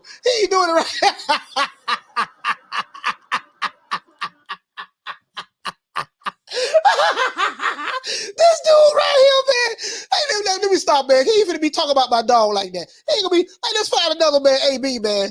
But nigga, behold, my boy AB, man. Bruh, listen. Bruh, I love AB, dog. Love AB, dog. Hey, I think this, hey, I love AB, dog. I don't care what nobody say. The Can Man. The Can Man. You see him? You see the Can Man. You see my dog. You see my dog. Ah! And then this outside the courthouse. He outside the courthouse doing this, dog. He outside the courthouse doing this. He go another right here. He go AB. He go AB. AB got to carry this face. We got to get AB, man. We got to get AB back in here, man. Hey, we got to get AB back in here, man, because I don't want to pay the copyright music. We got to get the Can Man back, bro. We got to we got to get the Can Man back. We got to get the Can Man back. We got to get the Can Man back. We got to get the Can Man back, dog. We got to get the Can Man back. Hey, we got to get the Can Man. Let's him a Waka. Was that Waka Flocka? No, they ain't Waka Flocka. We got to get the Can Man back, dog. Listen, PBC ain't had no swag since the Can Man ain't been boxing, dog. Bro, the swag, listen, between Keith Thurman and AB, that was the swag of the PBC. They ain't got no more, they ain't no more swag over there, bro. And ain't nobody in boxing really got no swag. Terrence Crawford ain't got no swag. Errol Spence ain't got no swag. Wilder had a little swag. Wilder had a little swag with the Bomb Squad and stuff like that. Wilder did have a little swag. He had a little personality. But Keith Thurman, listen, in boxing, Keith Thurman and AB, I take them all day. As a matter of fact, we need to see a Keith Thurman and Adrian Broner fight. I'll pay for that fight. I'll pay for that fight. I will pay for Keith Thurman and Adrian Broner fight. I'll pay for that. I'll pay for that. I'll pay for that. He said, Roberto Entertainment, he said, Coach Camboso's got some swag. Hell no. Camboso ain't got no damn. He all right. Camboso's all right. He all right. I mean, you know. I mean, I don't know. He all right. You know. I ain't really that crazy about him, to be honest with you. Hey, he said, Coach, remember what he said about Paulie Girl? Hey, man, listen, man. Bro. Man, listen, bro. We need to call Al. Well, let me call Al right now. We need to call Al. Call him on my sidekick. I'm gonna call him on my sidekick. What I got? Call him on my. We got to call Al. Hold on, I'm gonna hit him on the beeper first. Let's see. Hold on, guys. I want to open up the phone lines. Well, we got all right, guys. We need 52 likes. We need 52 likes for me to open up the phone lines. I'm hit him on the beeper first. There's my beeper right here. Y'all don't know nothing about this here. This is back in the day. Y'all, you little young whippersnappers don't know nothing about this here. See what I'm saying? You don't know nothing about this beeper here. This Qualcomm right here. You don't know nothing about this here. You don't know nothing about this. This is for your time. But when I want to get in contact with Al, I pull out my sidekick. Bam. See what I'm saying? Y'all don't know nothing about that deal. That's my AT&T sidekick I had back in the day. Y'all don't know nothing about that deal. I hit Al up right quick. I'm gonna send him a message right quick. Send him a text message. See what I'm saying? You know what I mean? We got to get AB back, man. A couple fights, and I wouldn't mind seeing AB fight with going across the pond and fight on a matchroom card. Fight on a matchroom card, man. Because shit, if the PBC ain't getting goddamn fights, you might as well. The man need the money. The man need the money. You see what I'm saying? The man need the money. Yeah, you already know. I got this here, man. Look here, baby boy. You can get in contact with me 2 ways. My sidekick and my beeper. Hit me. I'm gonna put my beeper number out there for everybody, man. Hit my beeper, man. You young whippersnappers don't know nothing about this here, man. Y'all don't know nothing about the sidekick. Y'all don't know nothing about that, man. These little young whippersnappers, they don't know nothing about that. See what I'm saying? For real though. Listen, man. All I'm saying is, bro. I don't think that he say this dude here said we're getting swag. He said I think we're getting swag mixed up with straight goofy ass little here people. No. You're getting swag mixed up with straight goofy people. You know what I mean? You like what you like, and Anthony Rubio. You know what I mean? If you don't like it, that's fine. You know what I mean? Everybody don't think like you, my brother. You know what I mean? You can't speak for everybody else. You can't speak for everybody else. You can't speak for everybody else. You know what I mean, Anthony? To be honest with you, you know what I mean. I don't know who you referring that to, but AB got swag. AB got swag. AB got swag. I like AB. He said AB would go down a bomb, and he said AD would go down a bomb in UK. I don't understand what you mean by that. He would go down a bomb in UK. I don't understand that. Yeah, man. I'm telling you, man. I miss that AB though. I miss that AB. You see what I'm saying? That's the problem. Listen, this probably why some of these fighters can't sell no goddamn fights because they don't know how to market themselves. They don't know how to market themselves in the way things are now in boxing. It's like, dude, it ain't no excuses for the young dudes. If you're a young dude, it ain't no excuse for a young dude why you can't, especially in this social media era. And that's what I kind of like about what Pop, what Floyd Senior was doing with Kid Austin. I kind of like that. You know what I mean? I think once Kid Austin gets a little bit more comfortable, gets a little older, get a little bit more comfortable, he'll get it. He'll get it. You know what I mean? Because right now, man, you're gonna have to do. Let's see. Hold on. I'm looking at one with AB. I'm looking at one with AB and Floyd. Oh, this is years ago. I'm looking at one with AB. Hey, listen. This is why Al Haymon. This dude, right? I can't go to this one because this is a parody again. This is why Al Haymon got to go ahead and get these dudes in allowance, dog, because he can't just get these dudes, just give them their money like that, damn man. Just can't give them their money like that. You just can't give them their money like that. Cause they be partying and stuff, man, and you just can't do that, bro. They be partying and they don't be on top of their business. They don't be on top of their business, so they need somebody like an Al Haymon. You see what I'm saying? But you talking about we going into 2022, these fighters have to know how to market themselves. And as much as I may say, I wasn't crazy about Jake Paul, not gonna lie to you guys, but guess what? Boy, you can learn a lot from Jake Paul from a marketing standpoint. Because all he did was build his brand up on social media. At the end of the day, it's all about, can you sell tickets? Can you put butts in seats? Like Leonard Ellerby was right about that now. It's all about, can you put butts in seats and can you sell the tickets? If you're new to the channel, please subscribe to the like button, man. We need 41 likes. We need 41 more likes so I can open up the phone lines. That's what it's all about. Can you put butts in seats? The fight that makes perfect sense to me, the fights that make perfect sense, he said nobody cares about Adrian Broner fight. Nah, you can't say nobody. Can't say nobody. Adrian Broner got some fans out there, and as long as he fighting a quality opposition, yeah, people gonna pay to see him. If you look at just Adrian Broner's when he fights, a lot of times he sell those events out. Now, he has lost a lot of lackluster. And this is what we're talking about. I miss that AB. I miss that AB, man. I miss that AB. You know what I mean? This dude don't fault. She said depends on who he's fighting. You're right about that. Depends on who he's fighting. Now, if he's fighting a nobody guy, like his last fight, yeah. You see what I'm saying? Yeah. You know what I mean? But listen, all I'm saying is he gonna promote the fight. You put him in there. I don't know if he should get in there with Conor Benn. I think Conor's a little bit too mean, a little bit too, hit a little too hard for him. AB ain't never been knocked out. He is defensively sound. He defensively sound. Now, I'm not gonna lie, he's not going to open up, but he won't, someone like Conor Benn is going to be all on him. You know what I mean? I just think he's too big and too strong for AB. But if he end up fighting Conor Benn, it tells me that he really needs the money. He really needs the money. And there's nothing that the PBC can offer him for the type of money that he wants to get paid. You see what I'm saying? If Al Haymon can't pay him the type of money that he wants, then, he probably need to go on the other side of the pond. Maybe Eddie Hearn will offer him enough money to fight Conor Benn to get his ass beat. Because he's going to get his ass beat. He going to get his ass beat. He gonna get his ass beat. Bro, it's like, much as I love AB, Conor going to beat his ass. Deborah says, she said, that is so funny. I remember that he would come to the ring dancing. I love some AB. He did more entertaining than he did fighting. No, you know what? He was fighting. He was, as a matter of fact, hold on. And I want to look at some of these fights that we have coming up next year too, guys. Let's look at some of these fights that we have coming up next year. So hold on. Let me see. AB. Hold on, let's see something. This here I'm looking at when Conor Benn said in the zone, this on the Seconds Out interview, that he wanted to fight Adrian Broner. He said he wanted to fight Adrian Broner. He wanted to fight.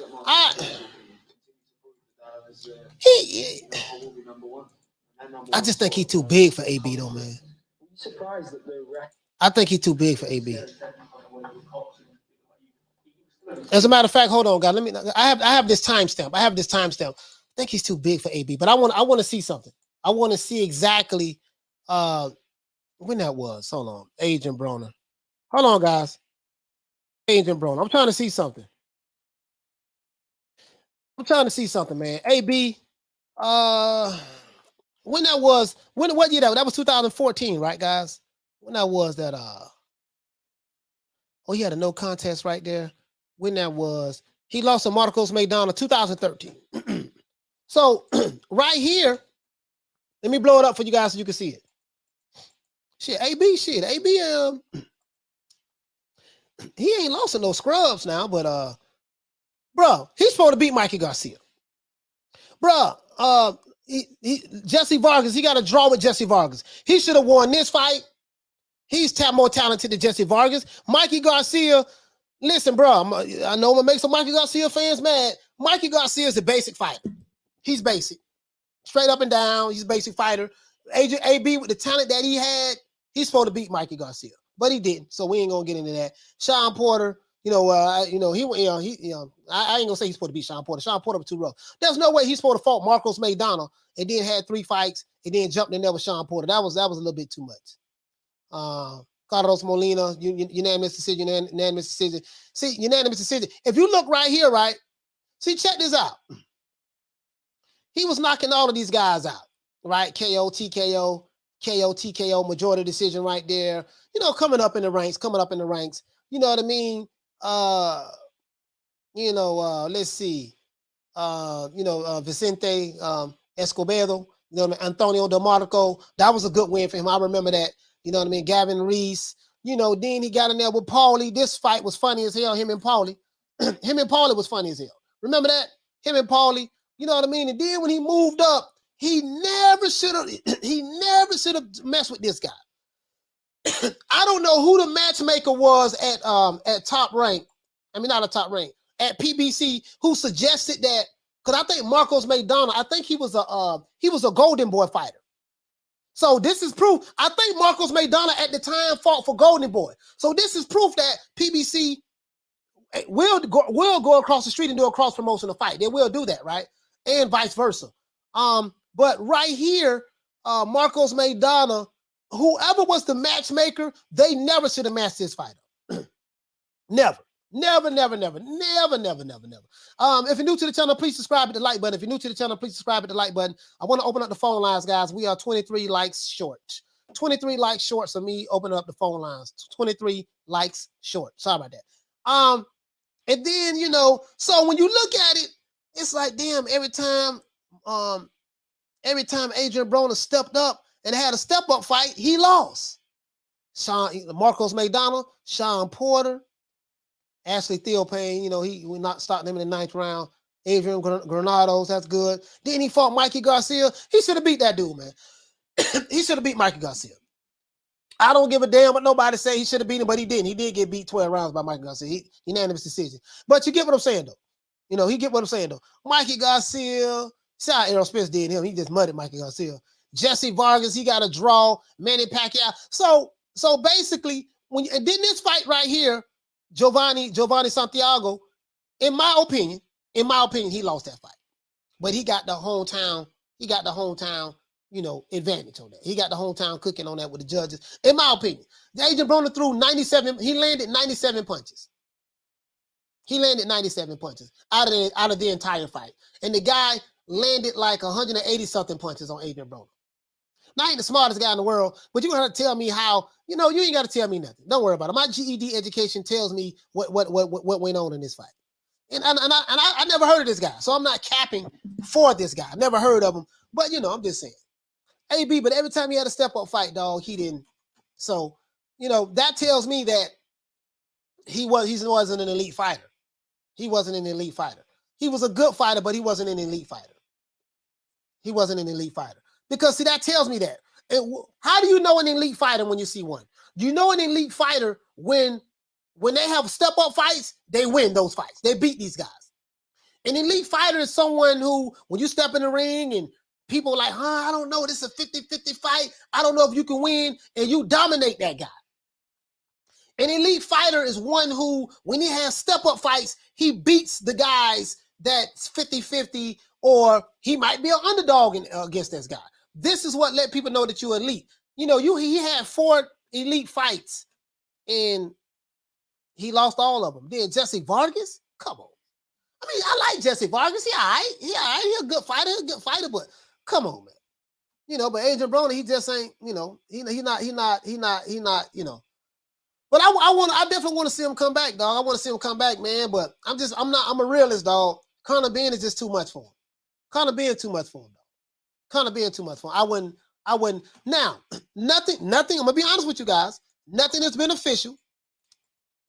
Nothing has been official yet. Nothing has been official. But what we're gonna do? Let's look at this. Now, I found this article.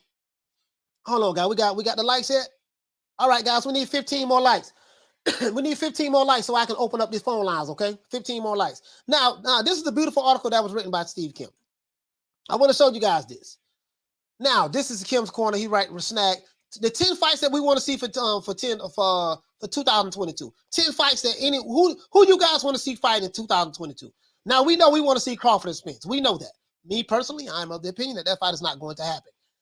But that's my opinion. I don't have any actual facts on it. But that fight has been 4 years in the making, and it still ain't happened yet. So it's, you know, that's what that tells me. But the upcoming fights, let's see. This is the boy from Japan. This is the boy from Japan, right? What is Naoya Inoue versus Nonito Donaire. Okay, 2. So we can get Inoue versus Nonito Donaire for the second fight in 2000. Let's see, we can get that. There's a rematch classic confrontation November 2019. That's all Inoue capturing the Super State. Okay, so he captured the title then. Do you want to see this fight again for next year? Let's see. Why Nonito Donaire passed step undefeated for. Okay. All right. So who knows? That'll be a good fight. Tyson Fury versus Alexander Usyk. Okay. Steve Kim is saying in this article. This is a nice article. Okay. Admittedly, this bout has been talked about a lot. But as for now, unless Anthony Joshua agrees to step aside there, well, that ain't happening. So we ain't got to worry about that. Anthony Joshua ain't stepping aside. He's going to fight Alexander Usyk again. But we don't know who Tyson Fury is going to fight next. You know, him and Dillian Whyte, they're going to have their fight. This guy right here, Jared Anderson, is going to be the next American heavyweight champion of the world. This guy's going to be the next great American champion of the world. Believe that. John Jones, what you say, fam? You say Thurman and Tony Harris. Shit, I wouldn't mind saying Keith Thurman. I wouldn't mind saying Keith Thurman and Adrien Broner. I think that'd be a really good fight. Prime, what you say, fam? Let's look at what everybody's saying. Triple G versus Jamal. Bruh, hold on. I got you. As a matter of fact, he's talking about this on here. You say Triple G versus Jamal, right? Jay Smooth say Charlo versus Plant. Charlo versus Plant would be a good fight. Charlo versus Plant would be a good fight. Yeah, that'd be a good fight. Charlo versus Plant. Who y'all would take in that fight? Jamal Charlo versus Caleb Plant. Who y'all would take in that fight? That's a good one. Lisa Bell Spence versus Crawford. Absolutely. I want to see. Everybody want to see that fight. I don't think so. Thurman versus Ugas. Nah, I ain't going. Bro, I'm not going to lie to you, dog. I'm not crazy about Ugas. And this is no shade on Ugas. I don't see people walking down the street. Oh, I'm a big, huge Ugas fan. I love Ugas. You know, then no one really knows. I'm not going to lie, though. I've never really been an Ugas fan. I'm not impressed with him. I'm not saying he's not a good fighter. I'm happy that he's making some money, taking care of his wife and kids. I'm really happy, proud for him. But I'm saying for me, I'm just not a, when I think of, Ugas. I ain't. Only time you hear Ugas get hyped up when it's coming from the other side. That's it. When they're trying to make somebody else look well. But he say, is AB one of the most disappointing boxers? Because AB could have been way bigger if he took it seriously, in my opinion. Oh, absolutely, man. Absolutely. Oh, man, AB, man, could have been. He dropped the ball somewhere. He say, Alex says, Thurman versus Crawford. Yeah, I would love to see that fight, too. My homeboy, Thurman, he's from my city, but I think Crawford would beat his ass. I think Crawford would beat him. Years ago, I think Thurman should have jumped on Crawford years ago. Right now, you ain't had a fight in 2.5 years. Then you coming out of retirement. well, not retirement, but you fighting Mario Barrios. You know, that's gonna be that fight. That fight probably gonna go 12 rounds. Mario Barrios and Keith Thurman. That fight might go 12 rounds. Yeah, I just don't. You know, I just don't. I just don't see it. If you're new to the channel, please subscribe, hit the like button. If you're new to the channel, please subscribe, hit the like button. I'm not even gonna lie to you, dog. Let's see. Baturviev, Ron Boy Fresh, what's up, my brother? He said Baturviev versus Bivol. Absolutely. Baturviev versus Bivol. Hell to the yeah. This is what I'm talking about. Hell to the yeah. Baturviev versus Bivol. I want to see that. We gonna get to this article. I want to see that. Baturviev versus Bivol. He say Ugas is arrow size. That's why I want to. Oh, okay. Yeah, I mean, I want to see the good fights. I ain't want, Loma versus Haney. Yeah, Loma versus Haney. I would love to see that too. Boots versus Ortiz. Shit, I don't think that fight that happened, Jay Smooth, but that'll be a good fight. I wouldn't mind seeing Boots versus Crawford. I wouldn't mind seeing Ortiz versus Crawford. I wouldn't mind seeing Boots versus Errol Spence. I wouldn't mind seeing Ortiz versus Errol Spence. I wouldn't mind seeing any of those fights. You see what I'm saying? So, yeah, absolutely. The two top welterweights. Yeah, I want to see that. I want to see that. Let's say Josh Taylor makes AB a cripple. Yeah, I don't know. I don't think AB can beat Josh Taylor. I'm not gonna lie. The Axiom, he says, I sent the super chat earlier saying the same thing, coach. AB versus Thurman is the perfect pay-per-view word. Oh yeah, absolutely, bro. The press conference alone, the shit talking from the press conference alone, will be enough for me. All right, guys. Yeah, we need one more like. If you're new to the channel, please subscribe, hit the like button. I want to open up these phone lines. The press conference alone, bro. Keith Thurman, and I ain't the smartest guy in the world, but you get Keith Thurman and Adrian Broner together for a fight. Listen, Al Haymon, I'm finna do you a favor.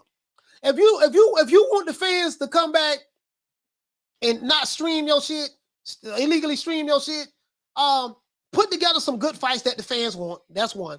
Two, make a match with Adrien Broner and Keith Thurman. Make a match with Adrien Broner and Keith Thurman and let them talk shit. Phone lines is open.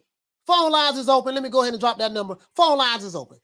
Salute to everybody, man, who hit the like button for the old boy, man. If you're new to the channel, please subscribe, hit the like button. Please subscribe and hit the like button. I like this article though because he's talking about the 10 fights. I'm gonna drop the link in the description below so you guys can read it. Let's see, Tyson Fury. So they said so basically he's saying a new wave versus Nonito Donaire. That'll be another fight he want to see in 2010. Let's see, Tyson Fury versus Alexander Usyk. That ain't happening, so we ain't got to worry about that. Well, it might if Usyk can win and Tyson Fury can win. It's a possibility that they can meet each other to fight for undisputed. Yeah, so that's a possibility. That I would love to see that. Now, Steve Kim is saying Dimitri Bivol versus Gilberto Ramirez. That'll be a good one. That'll be a good one. Here's a fight between two undefeated boxers that truly need a defining victory as they try and get into the Canelo Alvarez sweepstakes. Everybody trying to get into the Canelo sweepstakes. I'm not gonna lie, Dimitri Bivol, he's a boring fighter to me. I'm not gonna say a lot of you guys. I'm not crazy about. I'm not high on this guy. He's a good fighter, good technical fighter, but he all right with me. He's a good fighter, but he's not one of the guys that he hasn't had a standout fight to me yet. You see what I'm saying? Josh Taylor versus Jose Cepeda. Yeah, this will be a good fight. Remember this when Josh Taylor fought Ramirez right here. He got that left hand cocked. He ready to drop it. Nice little short hook. He got on the inside with the jab. And then he's going to come. So he can either come around to the top right here or come around and hit him in the body right here. However he's going to set it up. You know what I mean? Josh Taylor versus Jose Cepeda. What do y'all think about that fight? He says Thurman is another bum fight.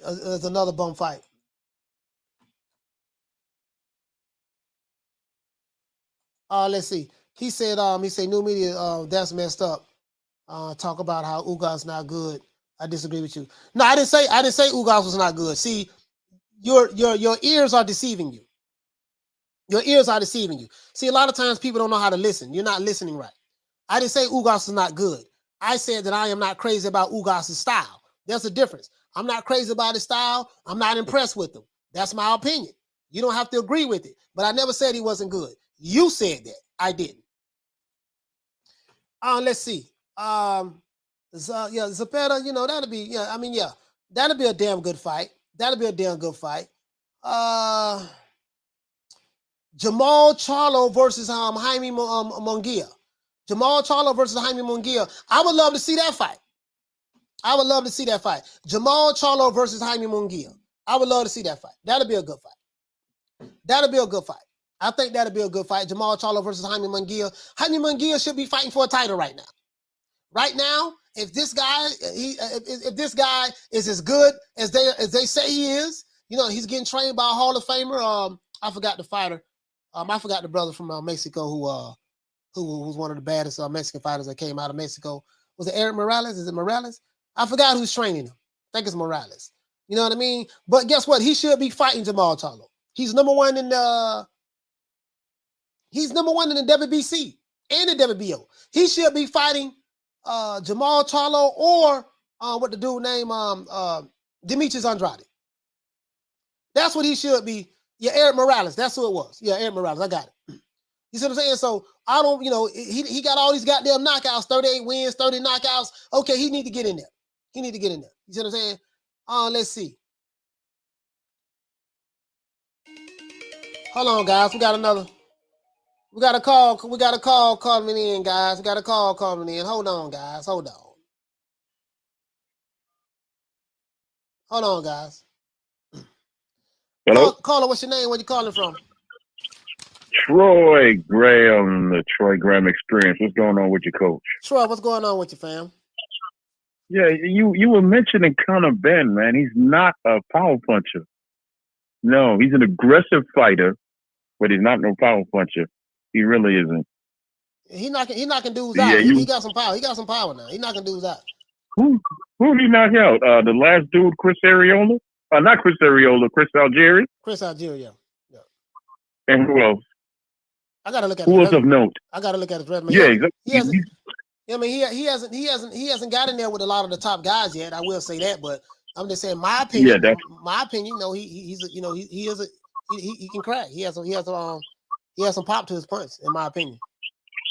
That's what it is, Coach. There's a lot of people that believe that because he's so aggressive.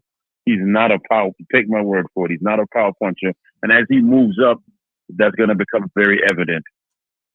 They're actually taking their time with him for a reason. Yeah. He's training. I definitely give him that. He trains hard, and he's not just living off his daddy's name, right? Mm-hmm. But as far as him being a power puncher, he is not a powerful puncher.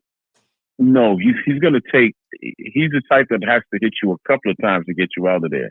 He's not no power puncher like his dad. He just has that aggression, and once he moves up, he's going to realize he's going to have to change his game some, because all that aggression is not going to work against someone like, say, what's this boy here, an Ortiz or a Boots, or even the guy that just fought Ortiz, Kabalowskis.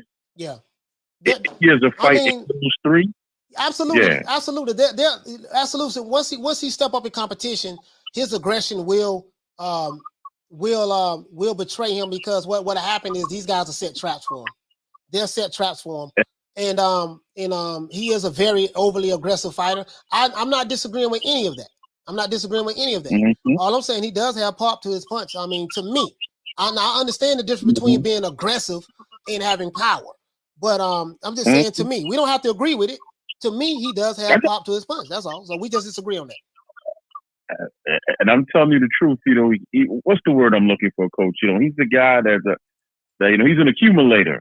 He hit you with like multiple punches to get you out of there. Now, if he works on the body, then he'll get a lot of people out of there, and that'll look good. Yeah, but I'm not saying he's a one-punch knockout artist, because at least I see she said Conor doesn't hit like his dad, of course. Yeah, I'm not saying he's a one-punch knockout artist, like he just step in there, hit you one time, bam. If you look at most fighters, they don't just hit you with one punch and knockout. It takes accumulation of punches and the right punch to get you out of there. You see what I'm saying? So, but I get what you're saying, though. I get what you're saying. He's not his dad. He's not his dad. He's not Julian Jackson or nothing like that. I've never said that. You know what I mean? Yeah, but Troy, we got other calls calling in. We'll go ahead and finish up. Yes, sir. Yes, sir. Yes, sir. Man. Have a good day, man. All right, shout out to Troy, man. Shout out to Troy, man. Yes, sir. Yeah, guys, I'm not saying that he just walk in the ring, hit you one time, you're going to sleep. I never said that. You know what I mean? So I think there's a misunderstanding on that. If you look at most fights, most fighters, it's an accumulation of punches that get you out of there. It's not just one punch knock. Very, very seldom you have a Julian Jackson or hell, Mike Tyson. It took him accumulation of punches to break you down to get you out of there. Lennox Lewis, when he knocked out Hasim Rahman, he caught him with that one shot, but it wasn't just the one shot. It was all of the other shots that set up that one perfect shot that he landed. All it takes is 7 pounds of pressure to knock a man out. You see what I'm saying? So, Berterviev. So that's all I'm saying. However you get him out of there is however you get him out of there. He getting him out of there. You see what I'm saying? Now, the jury is still out on him. Of course, at least I do agree with you on that. The jury is still out on him, and they are matchmaking him very well, picking of the cherries very well with him. I will agree with that. And I'm not saying that, I'm high on Conor Benn. I'm not, but he's impressing me a little bit. I'm watching him. I do see how his team is matching him up with named fighters and building up his resume a little bit. He is an overly aggressive fighter. I will say that.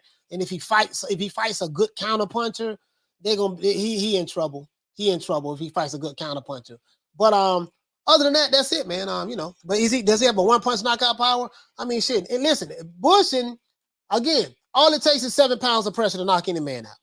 And I'm kind of he been doing his thing, so I'm not, I gotta call it like it is. But anyway, let's look at some of these other fights. So we have let's see, Michaela Meyer versus Alicia Baumgartner. Oh, I would love to see that. I would love to see that fight there. Absolutely. I'm high on Alicia right now, man. Got another call coming in, guys. Caller, what's your name? Where you calling from? This Trap from Orlando. Trap from Orlando with the lick read. What you want to talk about? What up, man? I just wanted to say, I think gonna fight 3 times. Your phone breaking up. Your phone breaking up. Say it again. I think they're gonna fight 3 times. Who? Benson Crawford. Okay, you think they're gonna fight 3 times? Okay. Yeah, because they both gonna have rematch clauses. Don't you think they're gonna have rematch clauses? Man, listen, I don't think the fight gonna happen, but if it happens, we'll see. We'll see that. Because I think if one of them win, the other one gonna want a rematch. Yeah. So let's say they go 1-1. They're gonna fight 3 times. Yeah. No, I get your logic. I get your logic. If the fight happens, you're saying that it'll be a trilogy.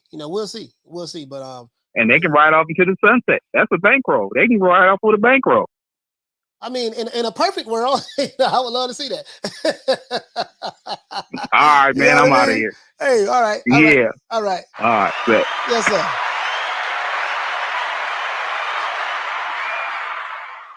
Yeah, man. He said picking up the cherries is one of my favorites. Yeah, now they cherry picking good. They cherry picking good for Conor Benn. He ain't. I'm just being honest. They cherry picking him good. His matchmakers they're making sure. As a matter of fact, let's look at it. Let's look at Conor right quick. Let me pull him up right quick. Unknown caller. Hold on, guys. We got another call coming in.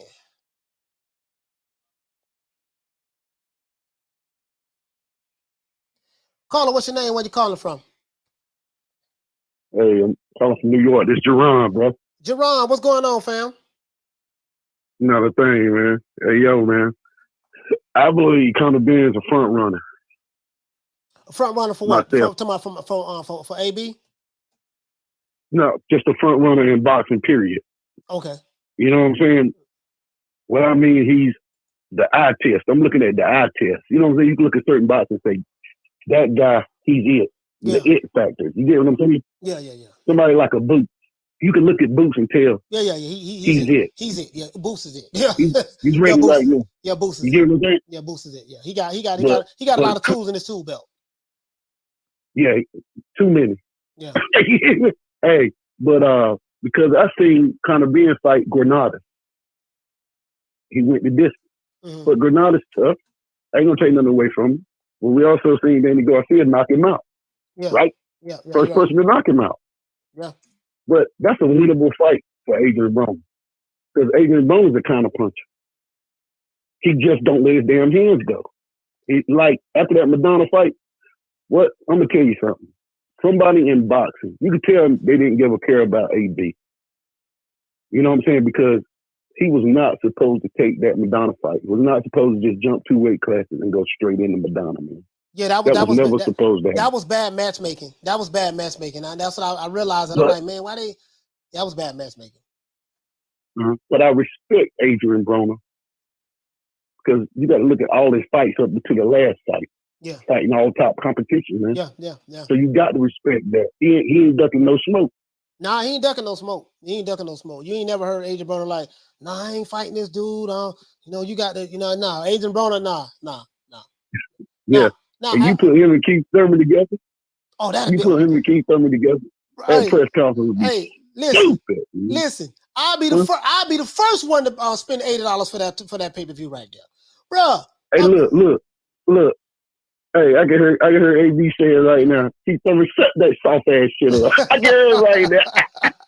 Hey, coach, I'll be on the floor and crying, boy. Hey, listen, man. That's gonna be a stupid press conference, man. Bro, listen, bro, we get that fight there, bro. This is what I'm saying. Like, I like a lot of the young fighters, man, but they don't.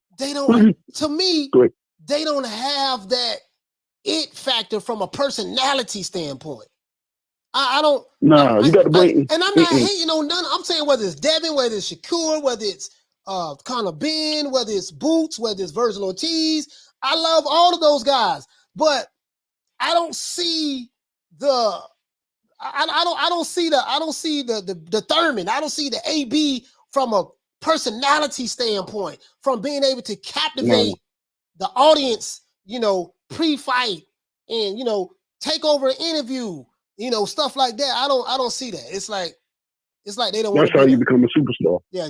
That's how you become because you got to remember this. If you want to be the top guy, you want to be a superstar in boxing. You got to be able to handle the pressure of the critics. You got to take the good with the bad with the good. And you got to be able to take criticism. They don't like criticism, man. Yeah. But criticism make you better, man. Yeah, for sure. Constructive criticism. Yeah, for sure. You know what I'm saying? So once one of these fighters come out of their shell, the young fighters come out of their shell, and start actually talking, that's when they're gonna see something. And then grab them a dance partner. Yeah. They gotta understand. They marketing. can do it now, especially in 2022. You have to understand marketing right now. You gotta understand marketing. Oh yeah, so because these the promotions. only thing I hate about boxing now. Yeah. Go ahead. No, go ahead. The only thing I hate about boxing now, coach, it's watered down, man. They water it down. Okay. Until we get the best fight, somebody want to show up and show a set of kahunas. And we want to fight the best. We'll see. We'll see how it plays out. We'll see how it's playing out. In the heavyweight division, we got that with Wilder and Fury, and then Usyk and Joshua. So they did their thing up there. I'm saying in the heavyweight division, we did get that. Yeah, they did their thing. They did that. So they bought it back. If we can get the rest of the divisions to follow that lead, we'll be good. We'll be good. Hey, but Jerron, they gave him the blueprint. Yeah, they did. Hey, and we got other calls calling in, my brother. We got other calls calling in. All right, brother. Hey, you be good, man. Keep doing your thing, coach. Yes, sir. Shout out to Jerron. Shout out to Jerron from New York. Salute to the Queen. Bless 365. Hold on, Queen. Hold on. Hey, okay. For dropping that quarter of a bam dub on your boy. Hey, Leroy. Super chat received. Playtime's over, boy. Let's see. He says, if EJ or Bud trying to go undefeated, then they'll have to face each other, right? Well, somebody gonna win or lose. Yeah, but somebody gonna win or lose that fight, so they're gonna have to fight. I don't think that fight gonna happen, Bless. I'm gonna be honest with you, I don't. That fight been talked about for going on 4 years now, and it still hasn't happened. It still hasn't happened. You know what I mean? So other than that, that's it. Best Life says, you ever notice when AB is asked a question and he's walking, he'll say, huh? Yeah. AB, yeah. I mean, he's a character. He's a character. You know what I mean? But some people said that Adrian Broner was overrated. And when I sit back and think about it, guys, I would possibly say, you know what, you might have a valid point because he hasn't beat any of the top guys. You know, bro, he should have listen, he's supposed to beat Vargas and Mikey Garcia. I can see him losing the main. He never should have jumped his ass up to welterweight in the first place, right? He never should have jumped his ass up in the welterweight in the first place. But I can see him staying at 140, 135.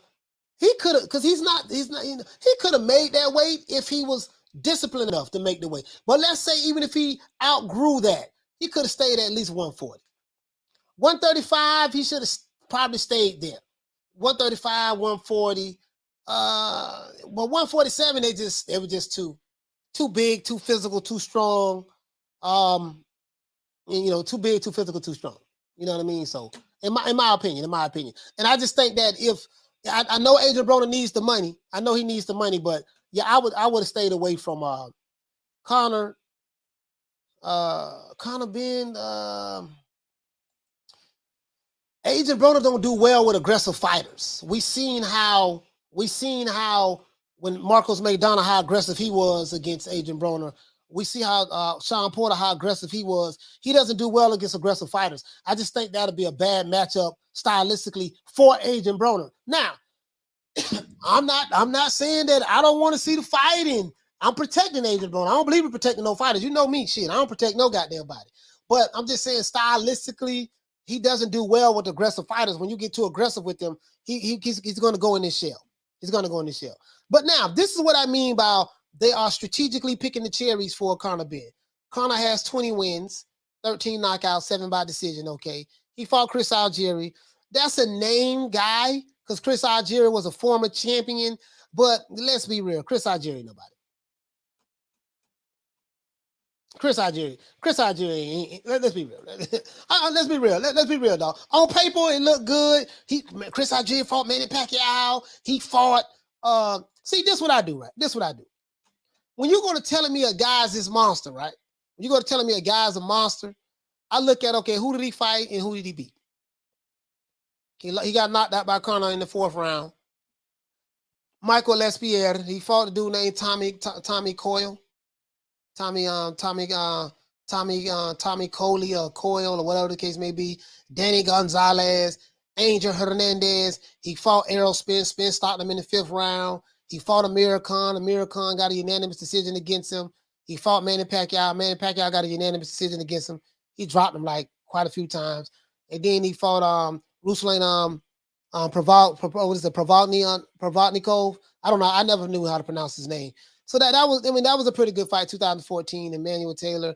And then when you look at who Chris Algeri fought and who he beat, you know what I mean? He had a title at junior welterweight. And hold on, guys, we got a call calling in. Caller, what's your name? Where you calling from? What's up, Coach? Cassidy. Cassidy, what's going on, fam? What the lick read? Nah, man. Good afternoon and everything to all the people in the chat and that. And hope you're all right, Coach. Innit? You get me? Yes, sir. Yeah, I just wanted to speak about that. Hey, we need AB, man. We need him back in the sport of boxing, man. What the fuck happened to this guy, man? That guy was one of the most entertaining brothers I've ever seen in my life. When his dad is combing his head, you get me? Like, that's, hey, come on, man. And Thurman, that should have been the fight. They should have both support each other, to be honest. That should have been the fight before the end of the year. That would have, whoever wins that fight would have put them back into contention of something. I like, Coach. Yeah. I mean, he I'm kind of torn. Go ahead, talk. Go ahead. No, sorry to cut you off, Coach. And I don't know what the other caller was talking about. Call for the Spence fighting free. They're not fighting no 3 times. If they fight 3 times, I will earn an enormous amount to up to $100 million if they fight 3 times. Yeah, I mean, I think, yeah, he He didn't say that was going to happen. He just said that's what he probably believes is going to happen. I don't believe the fight is going to happen because I know Where? this. Where? Well, I mean, that's what he feels. You know what I mean? That's what he feels. So he feels that. And I want to the fact that I want to see if that fight doesn't come to eclipse, then the fact to make is Boots and Ortiz. I don't see what everyone's talking about. Boots. What's the whole obsession with Boots guy? I don't understand. He hasn't fought no one. He beat Chris Van Herden. Who the fuck's that? Errol Spence banged him out of there for fucking how many rounds? Boots. What's Boots like? What has he done in the sport? Like, I don't understand. Like, why is he such a scary man? Like, I don't get it. Is he broken jaws? Is he breaking noses and sparring? What's he doing? I don't understand. I tell you what. Make Boots and make that Boots and Conor Benn fight happen, and you'll see. You'll find out. Please. That's the fact that we need, man. That's the fact that we need, man. Please. And coach, just one more thing before I go, coach, man. Thank you for all the interviews that you do. Hey, coach, man, I appreciate the work that you put in, man. Yeah, you get me? Yes, sir. Trust me, it's phenomenal. Yes, I'm telling you, man. I love your channel, fam. I love your channel. Yeah, for sure, man. Yeah, salute to Cassidy, man. Yeah, get Virgil Ortiz. Get Boots in there with Conor Benn, and you're gonna find out. You're gonna find out what the lick rig. Hey, caller, what's your name? Where you calling from? What's up, coach? This is James. Just calling in to say what's up, brother. James, what's going on, fam? What's going on with you, brother? What the lick rig? What's up? Why? Where you calling from? Where you calling from? Newark, New Jersey, of course. All right, Newark. Shout out to my brother James. I ain't calling from Newark. What's going on, fam? The home of the best lightweight champion in the world, Shakur Stevenson. You know. Yeah, man. Well, no, you know what? He ain't moved up to lightweight yet. He's still at super featherweight, but he gonna be there. He gonna be there. I don't see nobody. Hey, yo, go ahead. But all jokes aside, what you think about Bud against Danny Garcia as a tune-up fight? That it won't mess up the big fight, but it's competitive enough to be interesting. What you think? I mean, I think that'll be a good fight for the simple fact that Danny Garcia, Danny Garcia is dangerous with the left hook and stuff like that. But Danny is a name. He's a name fighter. Him and Crawford does have history. They fought in the amateurs. They both beat each other, split one apiece. Yeah, I mean, it's a name. I don't think, and I'm not trying not to be biased at all, but I don't see Danny Garcia. I saw his last fight with Errol Spence and how he just went in the shell. He wouldn't even throw punches when he fought Errol Spence. So yeah, to be honest with you, I don't think Danny can win a fight because I don't want him to win the fight anyway because I want to see the Errol against Bud fight. But a stay busy fight, I don't want to see Bud get in there with nobody that might have a chance against. I don't feel that way. I would like to see Bud fight Ortiz, to be honest with you. I would like to see him fight Ennis. I think this is what makes fighters. I would like to see Errol Spence fight any of those young guys as well. But I think that where they're at, James, in their career, Bud is 34, Spence will be 32 in March. Where they are at in their careers, the only fight that they really can have that's going to make sense that the fans been wanting to see for going on 4 years now is him and Crawford. But will that fight happen? I don't know. I don't know. I have no, until I see it, I just don't have no faith in it because this reminds me of, the Wilder Joshua. I'm not saying the circumstances are the same, but that shit ain't happened. Floyd Mayweather, Pacquiao, we was calling for that fight for 5 years. It finally did happen. So I just see this in the same cut, in the same vein, to be honest with you, brother. To be honest, I ain't got no hope and faith in that shit at all.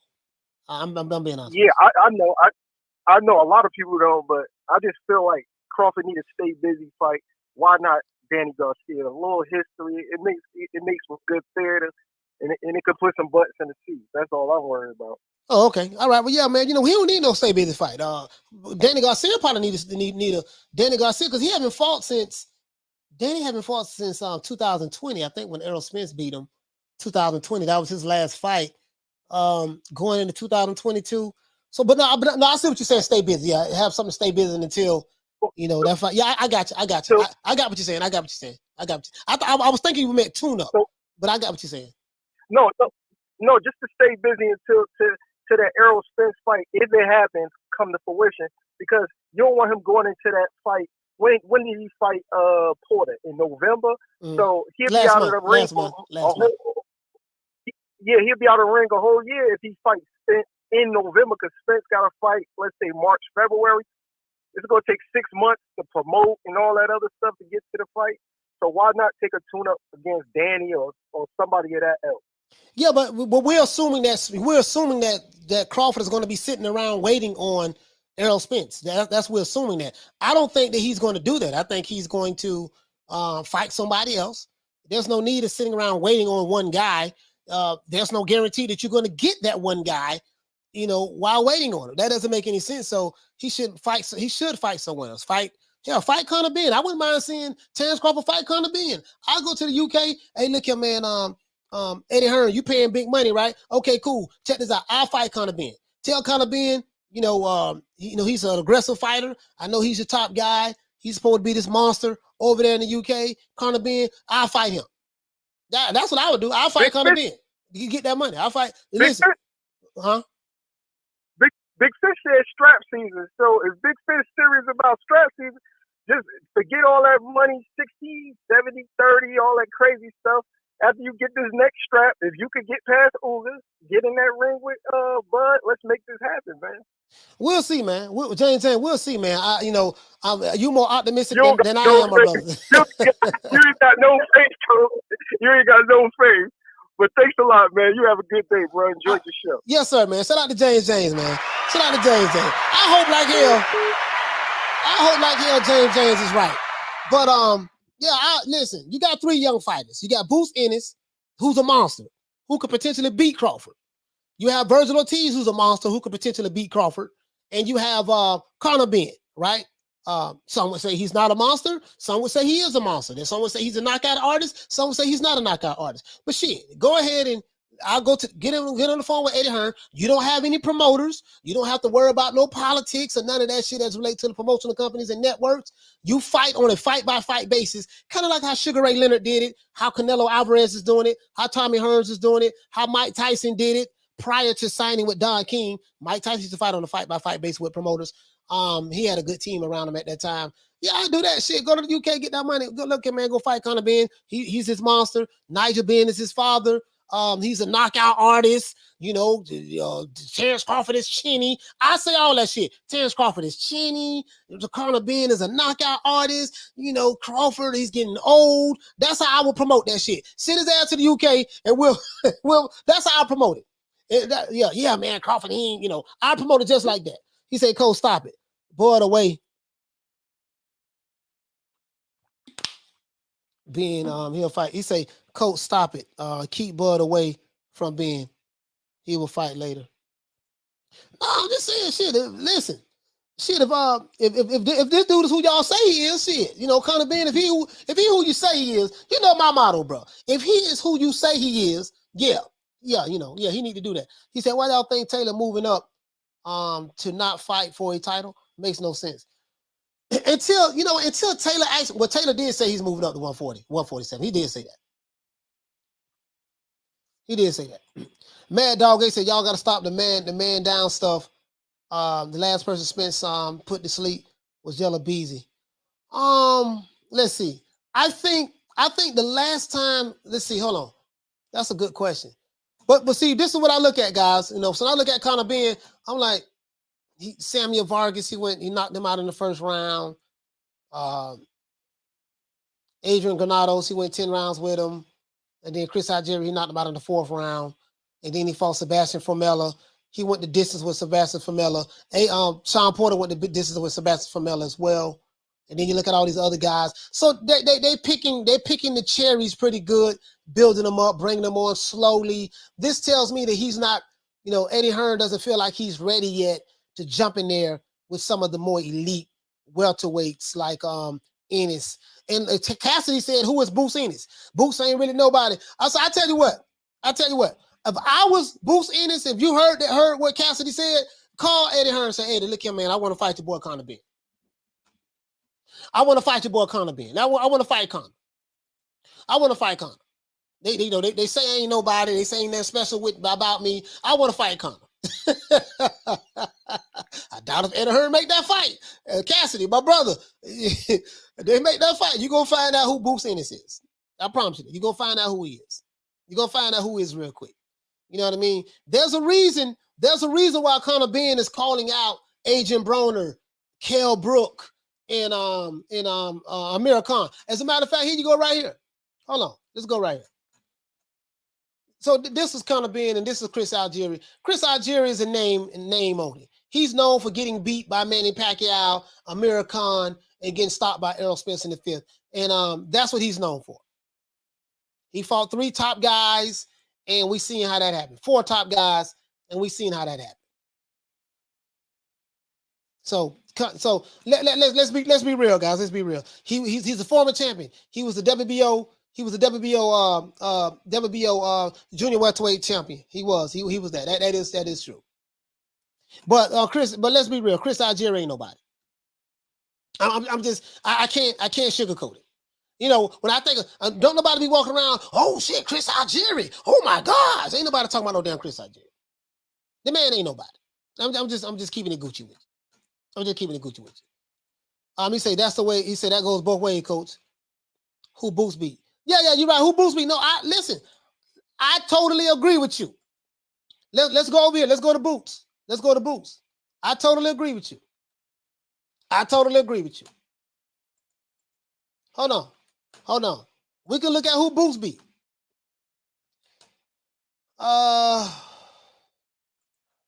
Let's see. Hold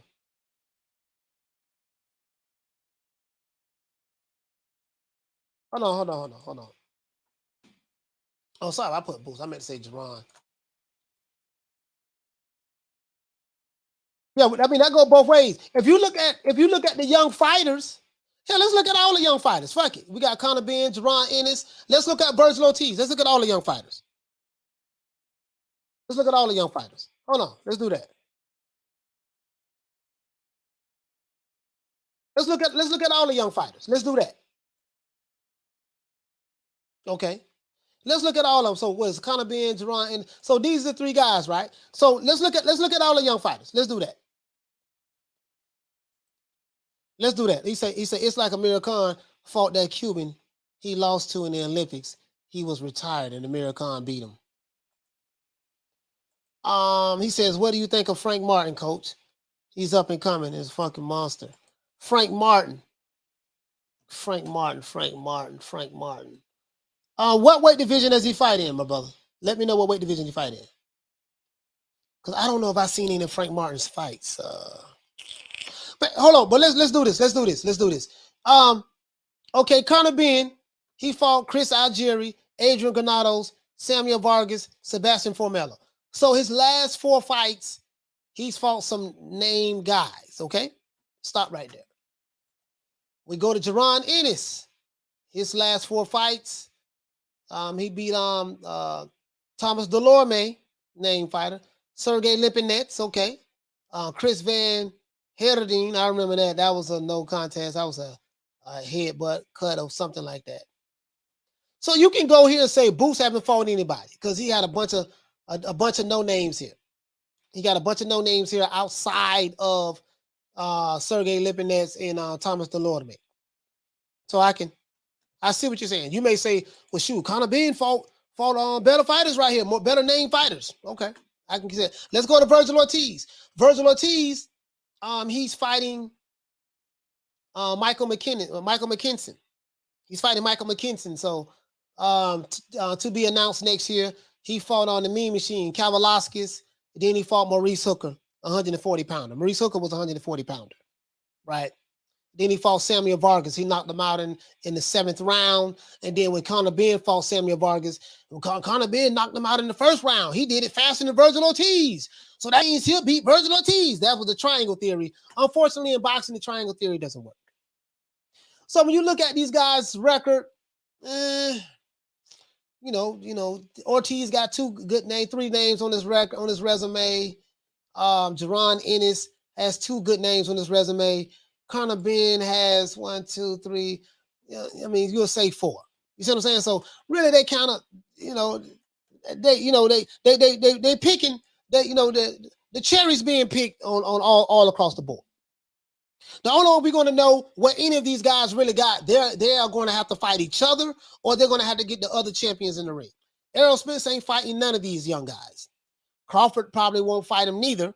To be fair, I think Errol Spence and Crawford at their age, they're looking to fight each other. Maybe, I don't know. I don't see that fight happening.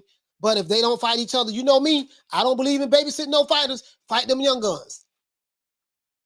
Hell, I wouldn't mind saying Crawford fight Ortiz. Well, Ortiz is fighting someone, so that take him off the table for now.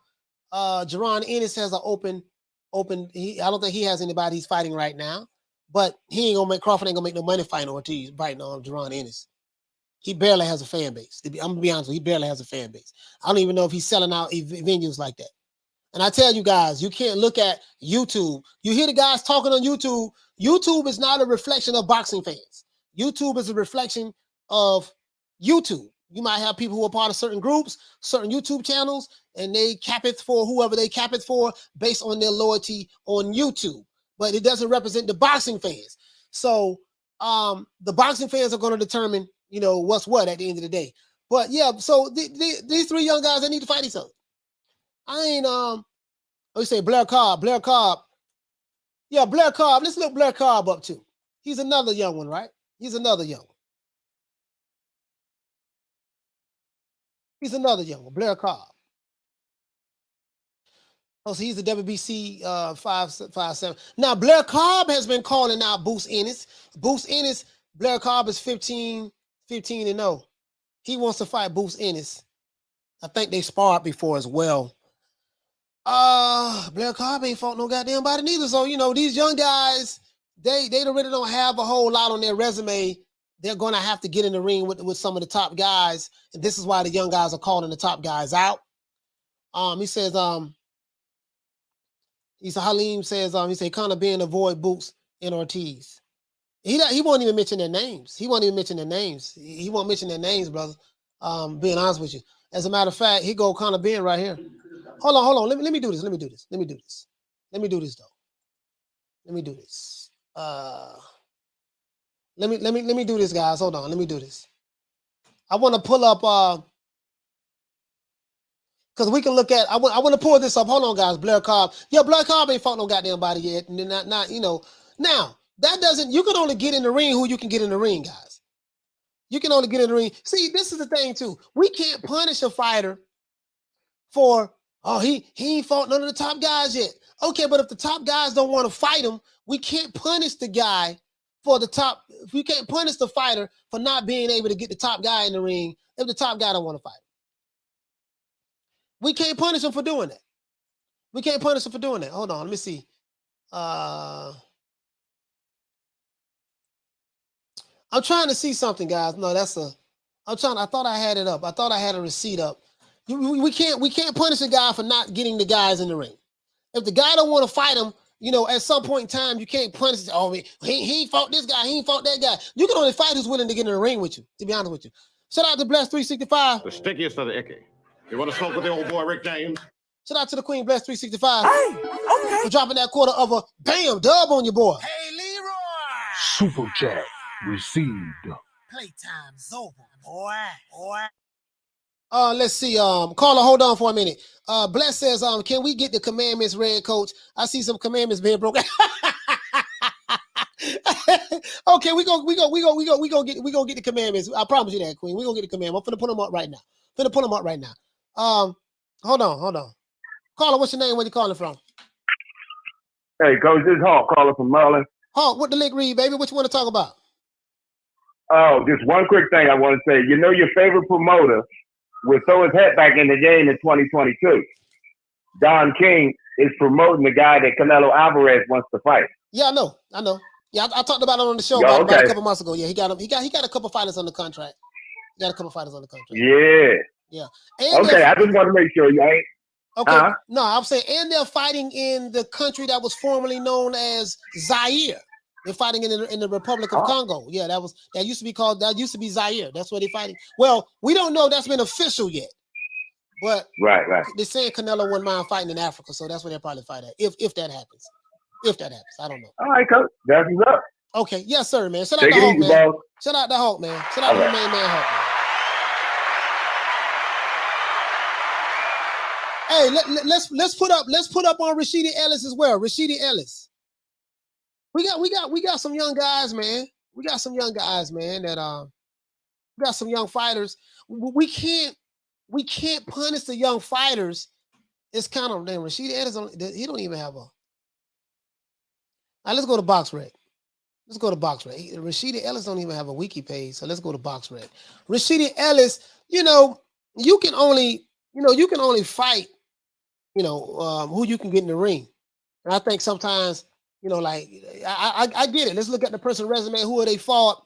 But, at the end of the day, when you're a young up and coming fighter, let's be real, dog. You ain't gonna get you're not gonna get the big dog names in the beginning. It's not gonna happen. It's not gonna happen. Let's see, man. Rashida Ellis. Let's do this. Let's see what he got. Let's see what he got. You know what I mean? I think that's another guy. Hell, I wouldn't mind Rashida Ellis. Okay, let's see Speedy. Yeah, that's him right there. We got him. We got him. So Rashida Ellis 23-0. Rashida Ellis 23-0. You know what I mean? He's pretty good. He spars with Canelo Alvarez as well. He spars with Canelo. You know what I mean? So you may look at Rashida Ellis's resume and be like, oh man, who he fought? He ain't fought nobody. You know what I mean? So that's the thing. Like, I think with the fans, how would you gauge a young fighter whether he's ready or not? Like you say, people say we look at the eye test, the skills that they possess in the ring, what they're able to do with the guys who are in front of them. I'm not the one to put any fighter on protective custody. Hell, I wouldn't mind seeing Rashida Ellis fight Conor Benn. I wouldn't mind seeing that neither. You see what I'm saying? But, in boxing, let me show you something. Let me show you guys something. Let me pull up the commandments, though, because I told Blessed I would pull them up. Let me pull up the commandments. We got my main man, Adrien Broner, right here. Let me pull up the commandments, though, because I did tell her that she said some commandments being broken right here. Hold on, Bless. I'm finna pull it up right now for you. I'm gonna pull it up right now for you. Let's see what Terrence Crawford and import at. What Crawford import at? What Crawford import at? Crawford importer. Cause it's under Crawford. Here you go. Right. I found it. It was 16 commandments. We changed it to 15. This it right here. Anybody in violation. These are the commandments that we go by in order to keep us in check. Right? These are the commandments that we go by in order to keep us in check. You see what I'm saying? If you're new to the channel, please subscribe, hit the like button. If you're new to the channel, please understand the rules of engagement when you're over here with New Media Today USA Boxing. Now, we go by the 15 commandments from the book of the boxing gods. We go by the 15 commandments from the book of the boxing gods. And we got 15 of them, right? And these commandments can be amended at any given time. Commandment number 1, thou shalt not picketh of the cherries if you are an elite fighter. I don't believe in no elite fighter cherry picking lesser competition. If you are an elite fighter, you should be fighting other elite fighters or other champions or whatever the case may be, right? Okay. Commandment number 2, thou shalt not fanboyeth for any fighter. We don't need you getting too emotionally invested into a fighter to the point to where you want to be a fanboy. We don't want that. That's a violation of the commandments. Commandment number 3, thou shalt not deride for a promotional company or a promoter. So we don't deride Top Rank or Bob Arum. We don't deride Eddie Hearn or Matchroom. We don't deride Fish Eyes, Frank Warren or Queensberry. We do not deride Carl Al Haymon of the PBC. We don't do that. As boxing fans, we don't give a damn about a promotional company. Only thing we care about a promotional company is if they are giving us the fights that we want. If they're not giving us the fights that we want, guess what? We not gonna do that, right? Commandment number 4, thou shalt not be a manager or a promoter of any fighter. Some of you guys want to be managers. You want to be promoters online. It doesn't work that way. We won't do that. You see what I'm saying? Commandment number 5, thou shalt not pocket watcheth a fighter's money. When you go to telling me, well, shit, my fighter, he making this, and your fighter only making that, and he ain't making the kind of money that my fighter making, and because my fighter making all this money and your fighter ain't making that kind of money, your fighter don't need to get in the ring with my fighter. We don't do that shit. We don't do no pocket watching with fighters. Now, it's okay if you could talk about what a fighter made and stuff like that. There's nothing wrong with that. But when you're going to talking about a fighter's fight purse, to the point to where you're justifying why we can't see why your fighter should not fight this other fighter because it's based on how much money he's making, that's where there's a problem. You see what I'm saying? So I want to give some clarity to that. Commandment number 6, thou shalt not talk boxing without facts. So we don't want to, we care nothing about your emotional stuff. Well, this is how I feel. And I feel like this, I feel like that. There's nothing wrong with feeling the way you feel. But when we're talking about boxing, we want to try to deal with facts. You see what I'm saying? We want to try to stay as factual as possible. So why we do that? Because it allows us to take our emotions out of it, which emotions leads to fanboyism if it's too strong, and it allows us to look at stuff objectively. This is why I say this.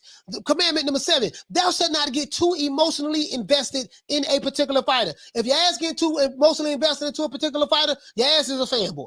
That's what it is. You see what I'm saying? Commandment number 8, thou shalt not criticize a fighter for cherry picking when your favorite fighter is cherry picking. If you got a fighter that's cherry picking, don't sit back and tell me, well, this fighter, well, Errol Spence cherry picking, or Terrence Crawford cherry picking. Okay, well, who your favorite fighter is? Well, my favorite fighter, Conor Benn. Okay, well, goddamn, he cherry picking too. So how you gonna tell me that this guy's cherry picking? You don't like this guy cherry picking, but you gonna totally ignore the fact that your fighter is cherry picking. We don't do that. That is a double standard and a contradiction within itself. Commandment number 9, thou shalt not condone any elite fighter ducking another fighter. If a fighter is elite and he's going to fight another elite fighter and he duck that fighter, whether he drop his belt, do any of that, guess what? We do not condone that. We don't condone that. Okay. Number 10, commandment number 10, thou shalt not speaketh of back-end money. We know what back-end money means. Rick Glazier broke that down for us last week. So for all you YouTube channels and fanagers out there who talk all this goddamn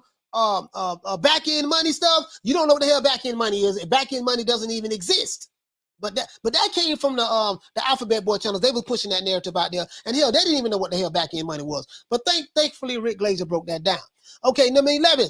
Thou shalt not tweet shit on Twitter for your favorite fighter. We don't want to see you having Twitter wars. We don't want to see you having Twitter wars on Twitter, tweeting, just, okay, now check this out. No, all caps.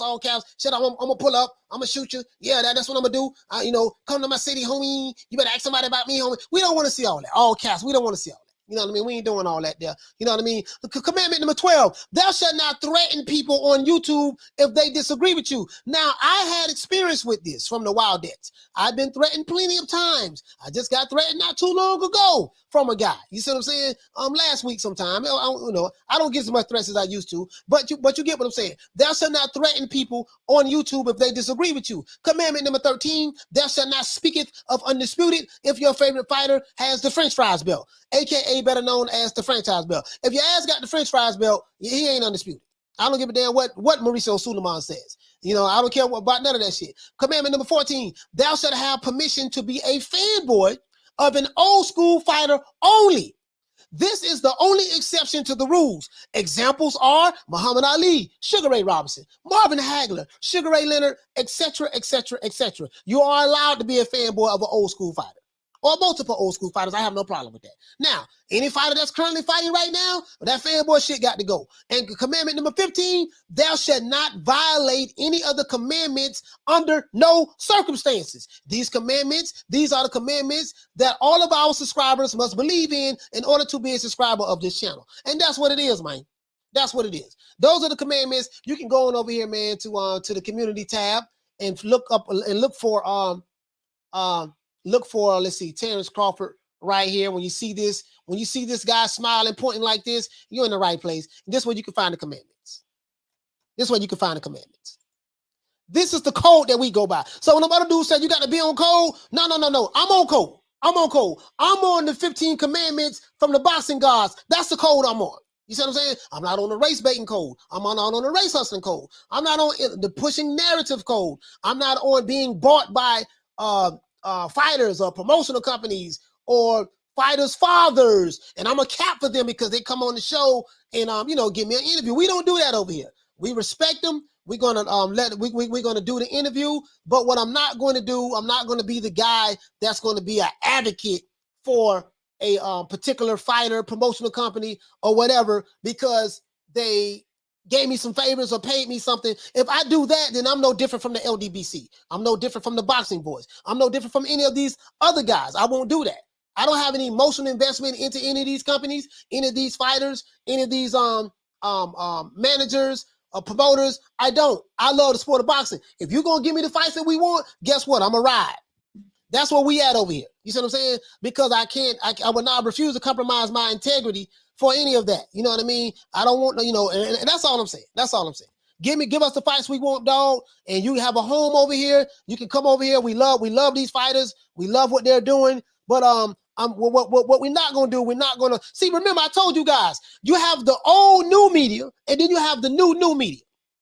The old new media was the LDBC, the Boxing Voices, the Dante's Boxing Nations, the Boxing Egos, the guys who've been around a long time, and you know their position because they cap so hard for promotional companies, certain fighters, they cap so hard in certain fighters' fathers because these guys have given them interviews. These guys get perks like, no, they get we're gonna come out to Vegas, we get a hotel suite. We get certain things, certain perks. So when you get certain perks and you're willing to, you want to give me the perks, fine. I ain't got no problem with that. Still not going to cap for you now, but I'm going to be fair and balanced. But when you, and this is what's going on. So this is what makes us different over here. You know what I mean? I'm not going to be bought and paid for. I'm not going to be bought and paid for. Because if I do that, I'll be betraying you guys in the chat. I'll be doing everything I said I wasn't going to do. You see what I'm saying? I'm not going to do that. I can't do it. I can't do it. You see what I'm saying? And ain't that, I ain't knocking nobody for doing what they do, but I'm telling you, this is what's going on. This is what's going on with these guys. So the old new media, they got to go. I represent the new media. You see what I'm saying? The old new media, y'all had a good run. Y'all had a good run. You controlled the narrative for a long time. Guess what? You don't control the narrative no more.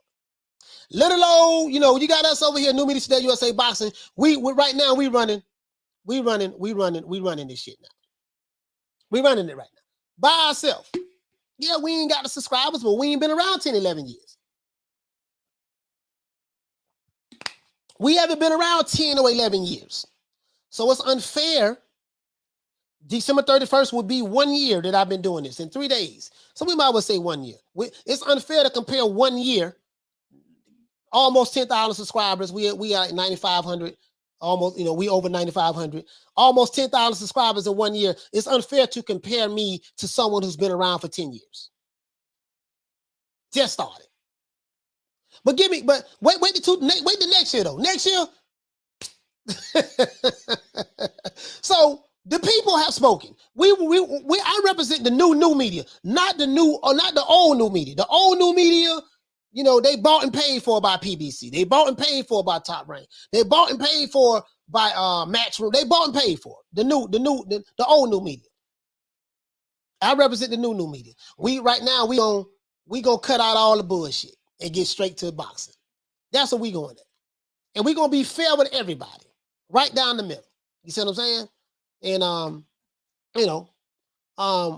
I had a couple of sponsors reached out to me.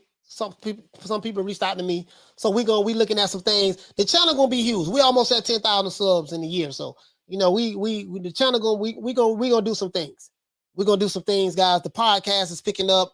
We're gonna do some things. But that is this is the commandments, guys. This is what we go by. So if you're new to the channel, this is what we go by. These are our commandments. If you're new to the channel, these are our commandments. This is what we go by in this boxing community over here. This is called the 15 Commandments. It said on the 15 Commandments from the Holy Book of the Boxing Gods. We the only community that has this. Period. You know what I mean? So it is what it is. Now, where was that though? I was over here. Conor Benn. I think we was talking about the young fighters. The young fighters, if they can't get the big name fighters in the ring, they're gonna have to fight each other. Hell, doggone, I think let's see who that was. Sugar Ray and Hagler fought. Not Hagler. Sugar Ray and Hearns fought at it was in their early 20s, I think, when they fought. 20, 23, and 25 or something like that.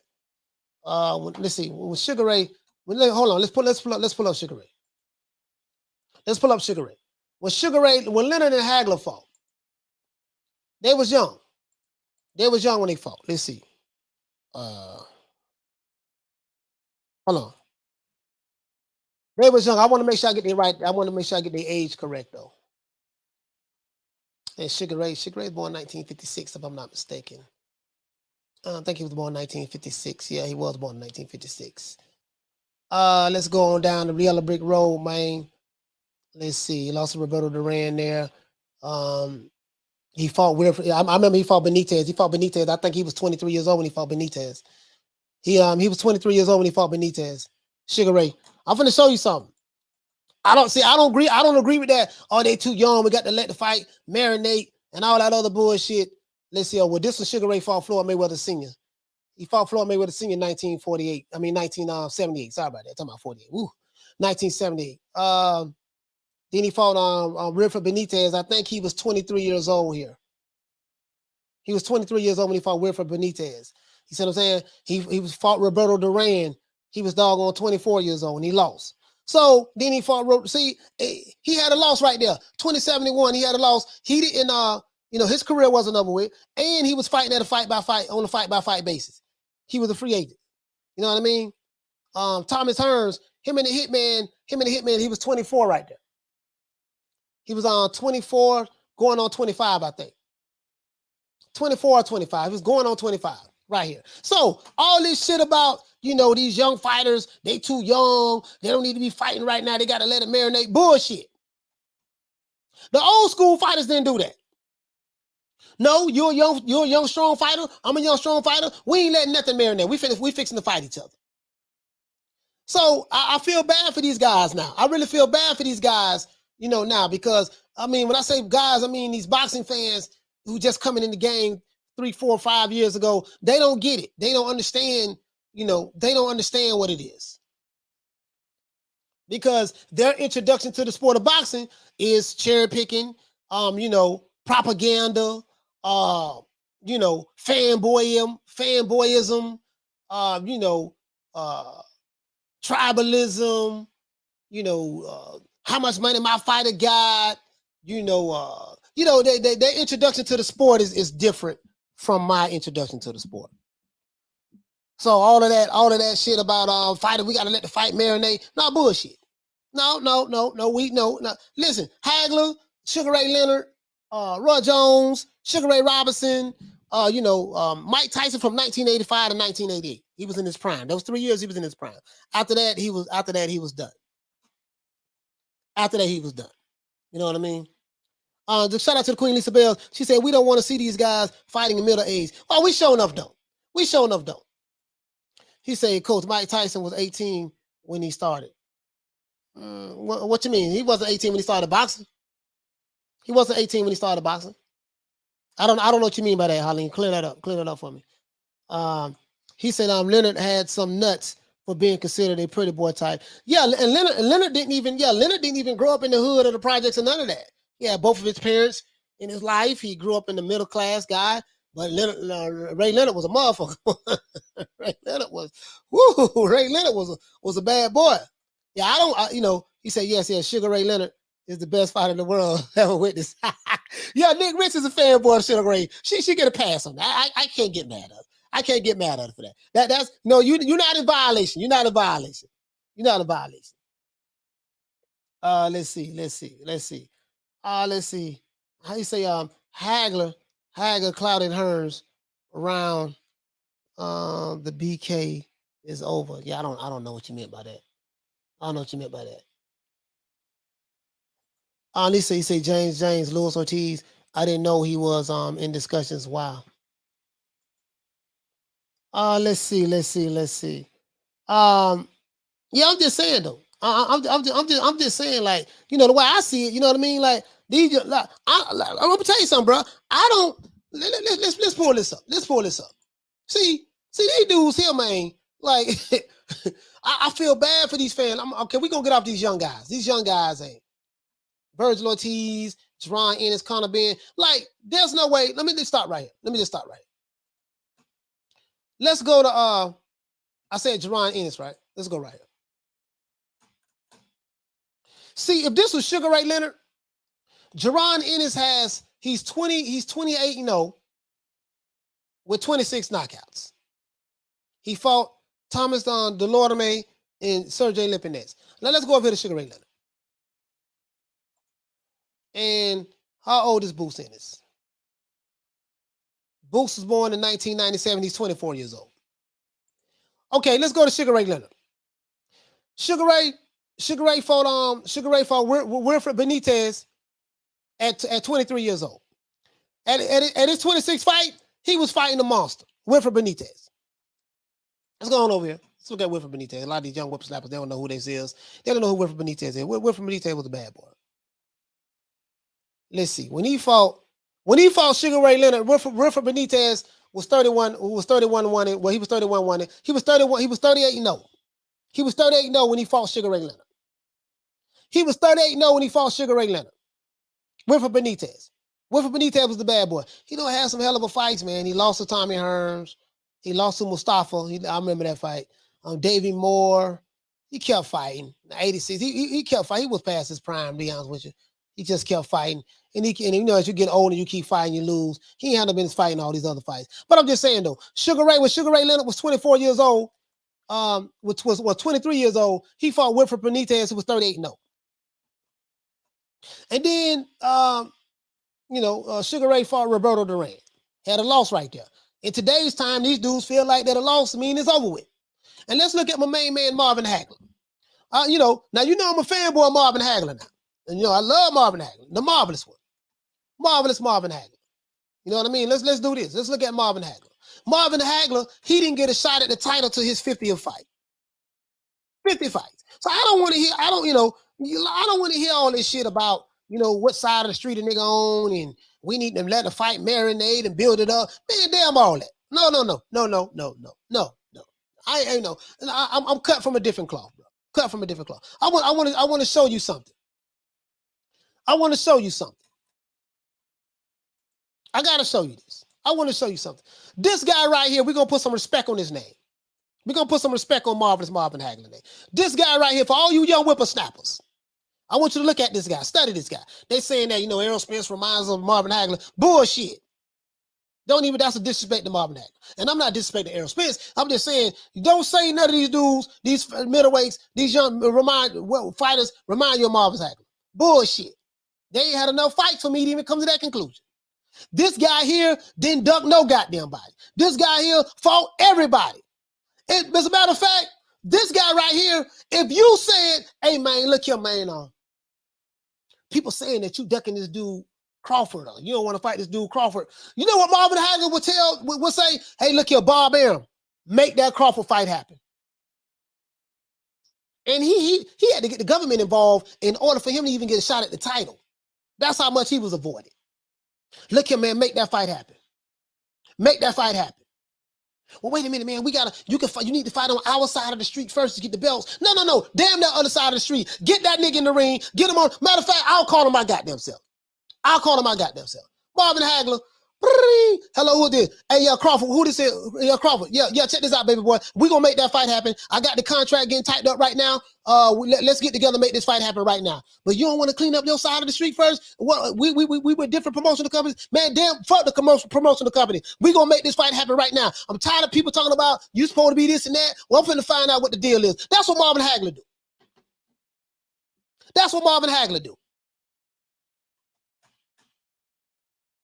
That's what Marvin Hagler do. So I don't want to hear no comparisons about these young fighters. Comparing them to the old school guys. The only time you can compare them is maybe when their career's over and they fight some more top elite fighters. I don't want to hear that shit. It take a whole lot to impress me, and I ain't impressed. But this guy right here, Marvin Hagler. Let's talk about this guy. He only had 3 losses, 2 draws, and he was 67 wins, 62 wins with 52 knockouts. Let's talk about this guy. So we got to show these young whippersnappers something, man. Because these young whippersnappers, they impressed with what they see today, and I ain't seen shit that impressed me right now in comparison to these guys. And I'm not gonna lie. I am biased when it comes to my old school fighters. It take a whole lot to impress me. You know what I mean? I'm not impressed by the Twitter fighters. Ryan Garcia, I would not mention his name when it comes to fighting. When it comes to being an Instagram model, yes. When it comes to tweeting, yes. When it comes to fighting, hell to the no. But this guy right here, Marvin Hagler, let's look at this guy. This guy right here. You fighters are spoiled today. Call you Similac babies. you know, you becoming champions. You know, he's a champion, and you know he's getting this. You're pampered today. You fighters today. You using hyperbolic chambers, and you know you got all these masseuses with massages, and you know you doing all that. This dude was working at a construction job when he was boxing. Now, at some point, he did quit the job, but he was working at a construction job while boxing. Go to work, leave work, go to the gym, get his running in, whatever he need to do, go to bed, get up in the morning, do the shit all over again. This guy got it the hard way, right? Let's continue, though. As you can see, what am I looking at? As you can see, this guy, Marvelous Marvin Hagler, look how many fights he had. Before he fought Sugar Ray Seals, he had a draw, 17 and 1. 17 and 1, 17 and over 1 draw. Then he fought Bobby Watts, his 25th fight. He lost his fight in the majority decision. Then he came back, he fought Willie Monroe Sr. He lost in a unanimous decision.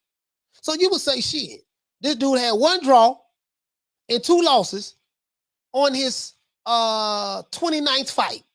In today's time, Marvin Hagler would have been looked upon as a bum. Oh, that man a bum. He got 2 losses in a draw already. You know, he ain't ready for this guy. He ain't ready for Spence. This is what they would have said. This is what they would have said.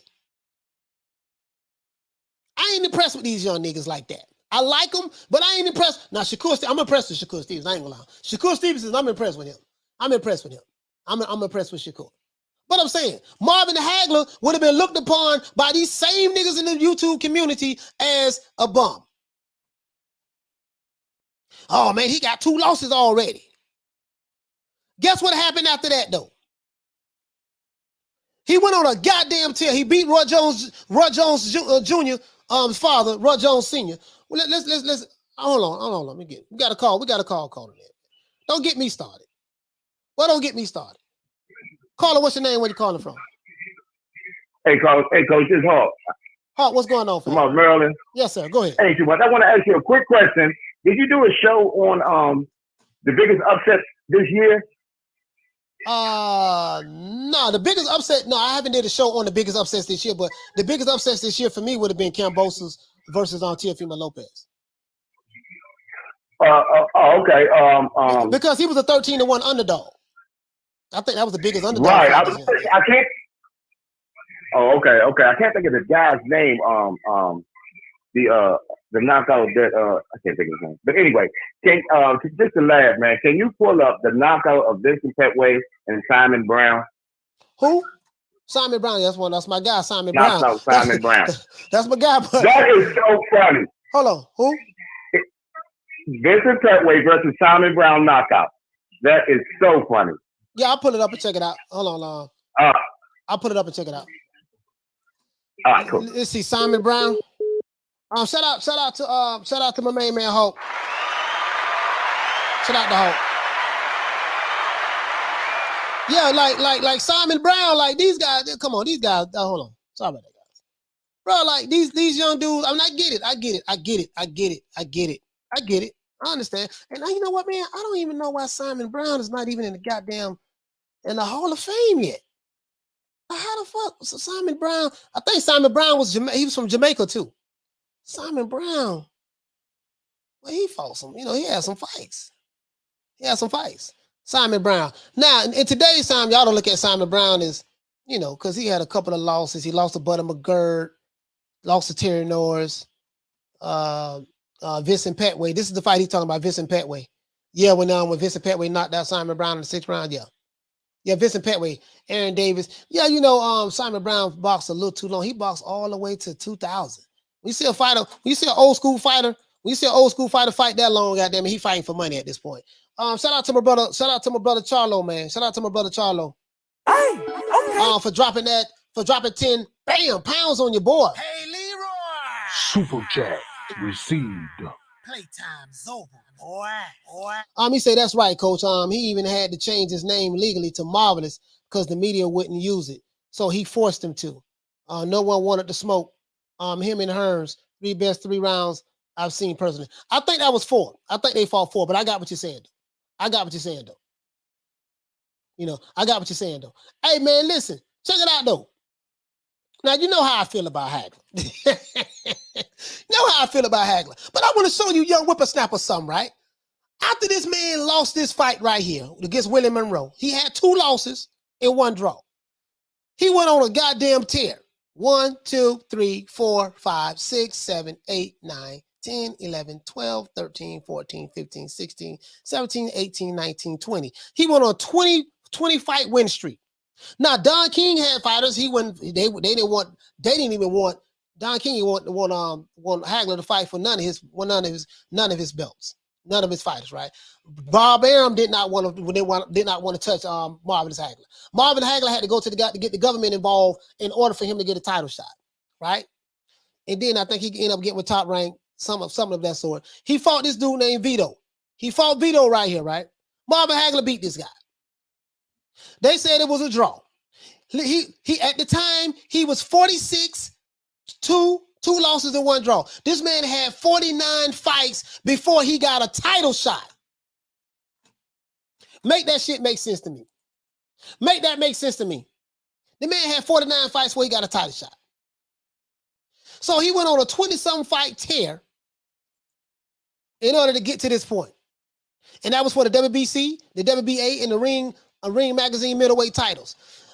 After this fight, he clearly got robbed. Marvin Hagler said, you know what? From this point forward, I am not going to let any fight that I get in go to the hands of the judges. Now, he didn't win. He didn't knock everybody out, but he did try. You see what I'm saying? After that, he went on another tear. He KO'd this guy, KO'd that guy. Unanimous decision, this guy. You know, in order for him to get a decision with this guy, he really had to beat the brakes off the head. He beat this dude down. So he got a unanimous decision win against this guy. Alan Minter, TKO. This guy right here, TKO. Vito, he fought Vito again. The same guy he got robbed against. He made Vito retire. 15-round fight. And they was fighting 15 rounders with smaller gloves. Don't tell me about your fighter. Don't tell me about today's fighter. I'm not impressed with these niggas. They fought with smaller gloves and they fought more rounds. Don't tell me about them. I don't care. Marvin Hagler didn't give a damn about the side of the street.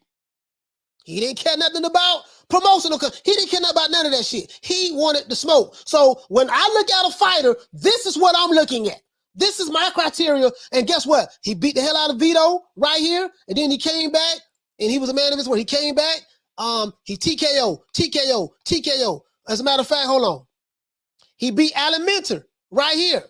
He won the WBA, WBC, and the Ring Magazine title. That's 1980. After 1980, guess what? He went on a 7-year goddamn tear. He was champion for 7 years straight. You see what I'm saying? He won the IBF middleweight title. He became undisputed. He had the WBC, the WBA, the IBF, and the Ring Magazine title. The WBO wasn't around at that time. He was undisputed. Keep on going down the yellow brick road all the way to 1987 when he lost to Sugar Ray Leonard. And a split decision. I thought that he won, of course. I thought that Marvin Hagler won, of course. But that's neither here nor there. 62-3-2. He lost to Sugar Ray Leonard. 7-year tear. Now, he had some early losses. In today's time, you guys say he'll bum. Not you guys, but a lot of these fighters, he'll bum. He got some losses, coach.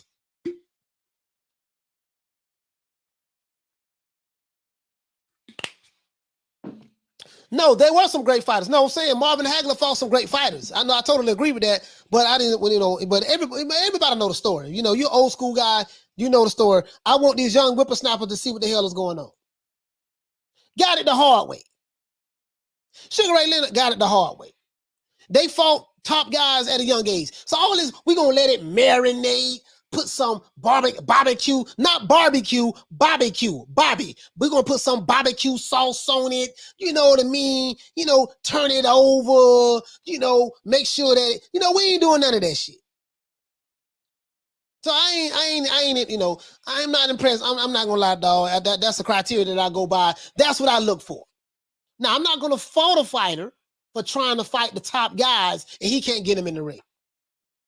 But what I don't want to hear, I don't want to hear promotional company like this shit you hear from these goddamn bought and paid for YouTube channels who bought and paid for by some of these some of these goddamn promotional companies like the PBC.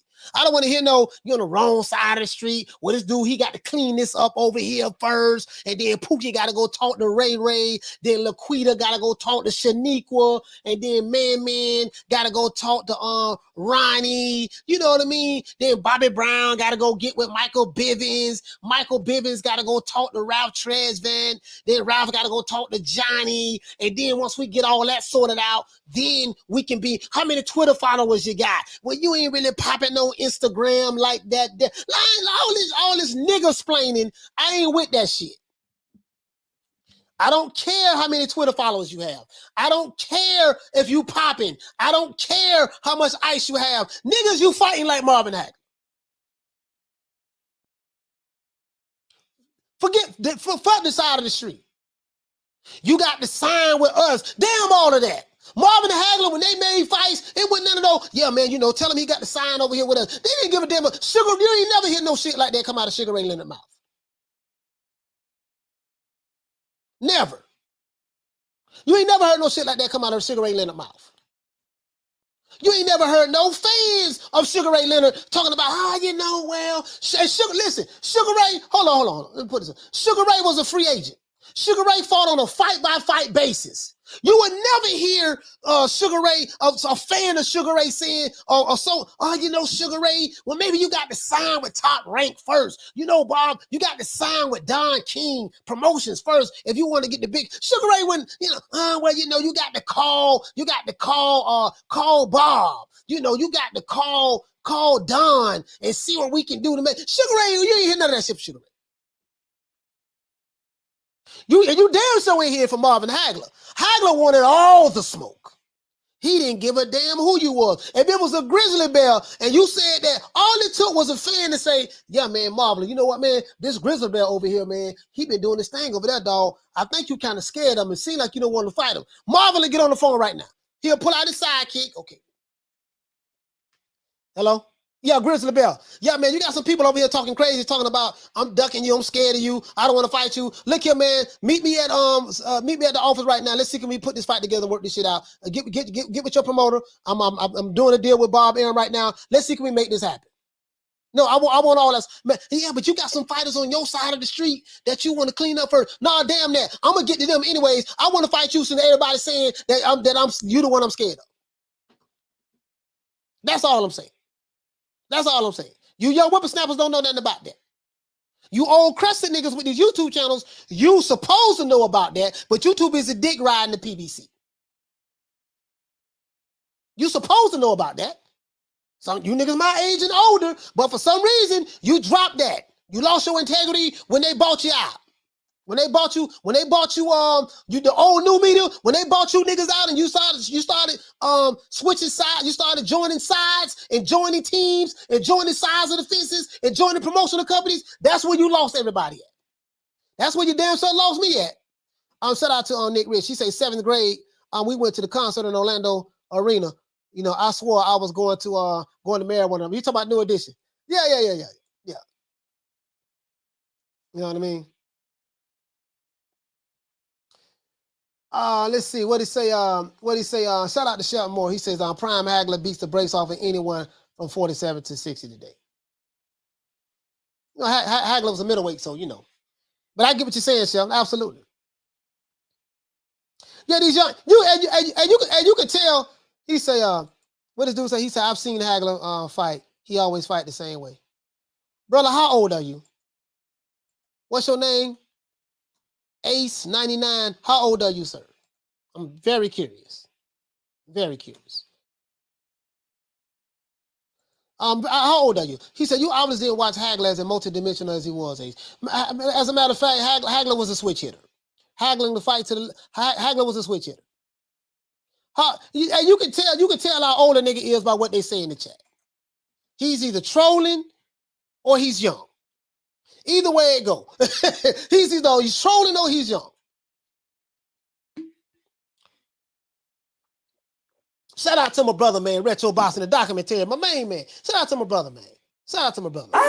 He said that's why I know some of these older guys ain't watching the sport. Exactly. Retro, you hit the nail right on the head.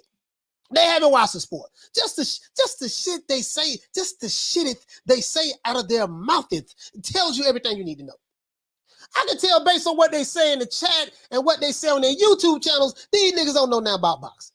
They just started watching this shit. You niggas just got some press credentials. You dick riding. You know, you get a pat on the head. Y'all doing some strange things and getting them hotel rooms and getting them press credentials. I heard some things. I ain't gonna put you out there, but I heard some things. I ain't the one to gossip, so I'm gonna leave it at that. But y'all be doing some strange things, man. And I'm just not willing to do the strange things. Not me. I'm good. I'm good over here, homie. See what I'm saying? Y'all be saying some crazy shit, man. Y'all be saying some straight crazy shit. You know what I mean? You know, all that shit say overused phrases by these fighters. Skills pay the bills. I'm the A side. Sweet science. Hit and not get hit. And at the end of the day, I'm a warrior. I'm going out on my shield. Yeah, man, bro, these dudes. I'm just being honest with you, man. I'm just being honest with you, man. I can't see it. Shout out to Barnyard for dropping that a half for bam dub on your boy. Hey, Leroy. Super chat received. Playtime's over, boy. Barnyard says, I love PBC. I love boxing. That's the difference between me and you. You love the PBC. I love boxing. That's the difference between me and you, brother. You love the PBC. I love boxing. That's the difference. And what makes me love boxing is when we see the top fighters fight the top fighters. He say, facts, coach. He say, that's why no one wanted to fight him. Bro, that's all I'm saying. That's all I'm saying. I don't want to hear, listen, if you justifying any buffoonery, you know what I mean? And bro, I can spare a young cat. A young cat don't know no better. A young cat don't know no better. he said Hagler versus Tommy Hearn was fire. Coach. Yeah, that was fire. That was fire. Killing Boxing, he said, Coach, I can't understand why fans care how much fighters are paid for a fight. Bro, for some reason they think they're getting a percentage of the cut. They think they're getting a percentage, bro. I don't know what it is. That I'm not getting none of that shit. To be honest with you, you know what I mean? I just want to see the fights. And this is how you become a legend in the sport. You become a legend in the sport based on the competition that you fought and based on how many top level fighters who you beat. This is how you become a legend in the sport. This is it. This is how you become a legend in the sport, bro. That's how it's built. Legends don't get built on YouTube channels. Legends don't get built because fanboys is capping for your fighter. Legends don't get built when you are in the witness protection program. That ain't how you build legends. You build legends by fighting the best guys out there. Nigga call your name and say, I want to fight Spence. Guess what? I'm gonna be breaking my neck to get on the fight. What the nigga calling me out? Shit. Hey, yeah, what's up? I heard you say my name. Oh, you did? Yeah. Guess what, baby boy? Yeah, we gonna make that happen right now. We gonna make that happen right now. You know, this what it's gonna be. You see what I'm saying? This what it's gonna be. We ain't even gonna hesitate on that. Different day and time today. Different day and time. That's all. You know, different day and time. No, this guy the cash cow and all this shit there. Just the shit these dudes be saying out their mouth. These old crested niggas. You old crested niggas, I'm finna tell you right now. You old crested niggas. You've been on the block too long. You've been on the block too long. Right? You've been on the block too long. You had a good run, though. You had a good run. You controlled the narrative for a long time. I know there's a group of you. I know there's a bunch of you. Guess what? I'm finna show you something. Hold on, I'm finna show you something. I gotta do this. Hold on, guys. Is it on Twitter? Do I have it on Twitter? I gotta show you something. I'm finna show these old crescent niggas something. These old crescent niggas with these YouTube channels, y'all been around a long time. And I'm not saying the brothers who've been around a long time who be doing it the right way. I'm talking about these guys who push these narratives and be doing a whole lot of D-riding for promotional companies. This is for you.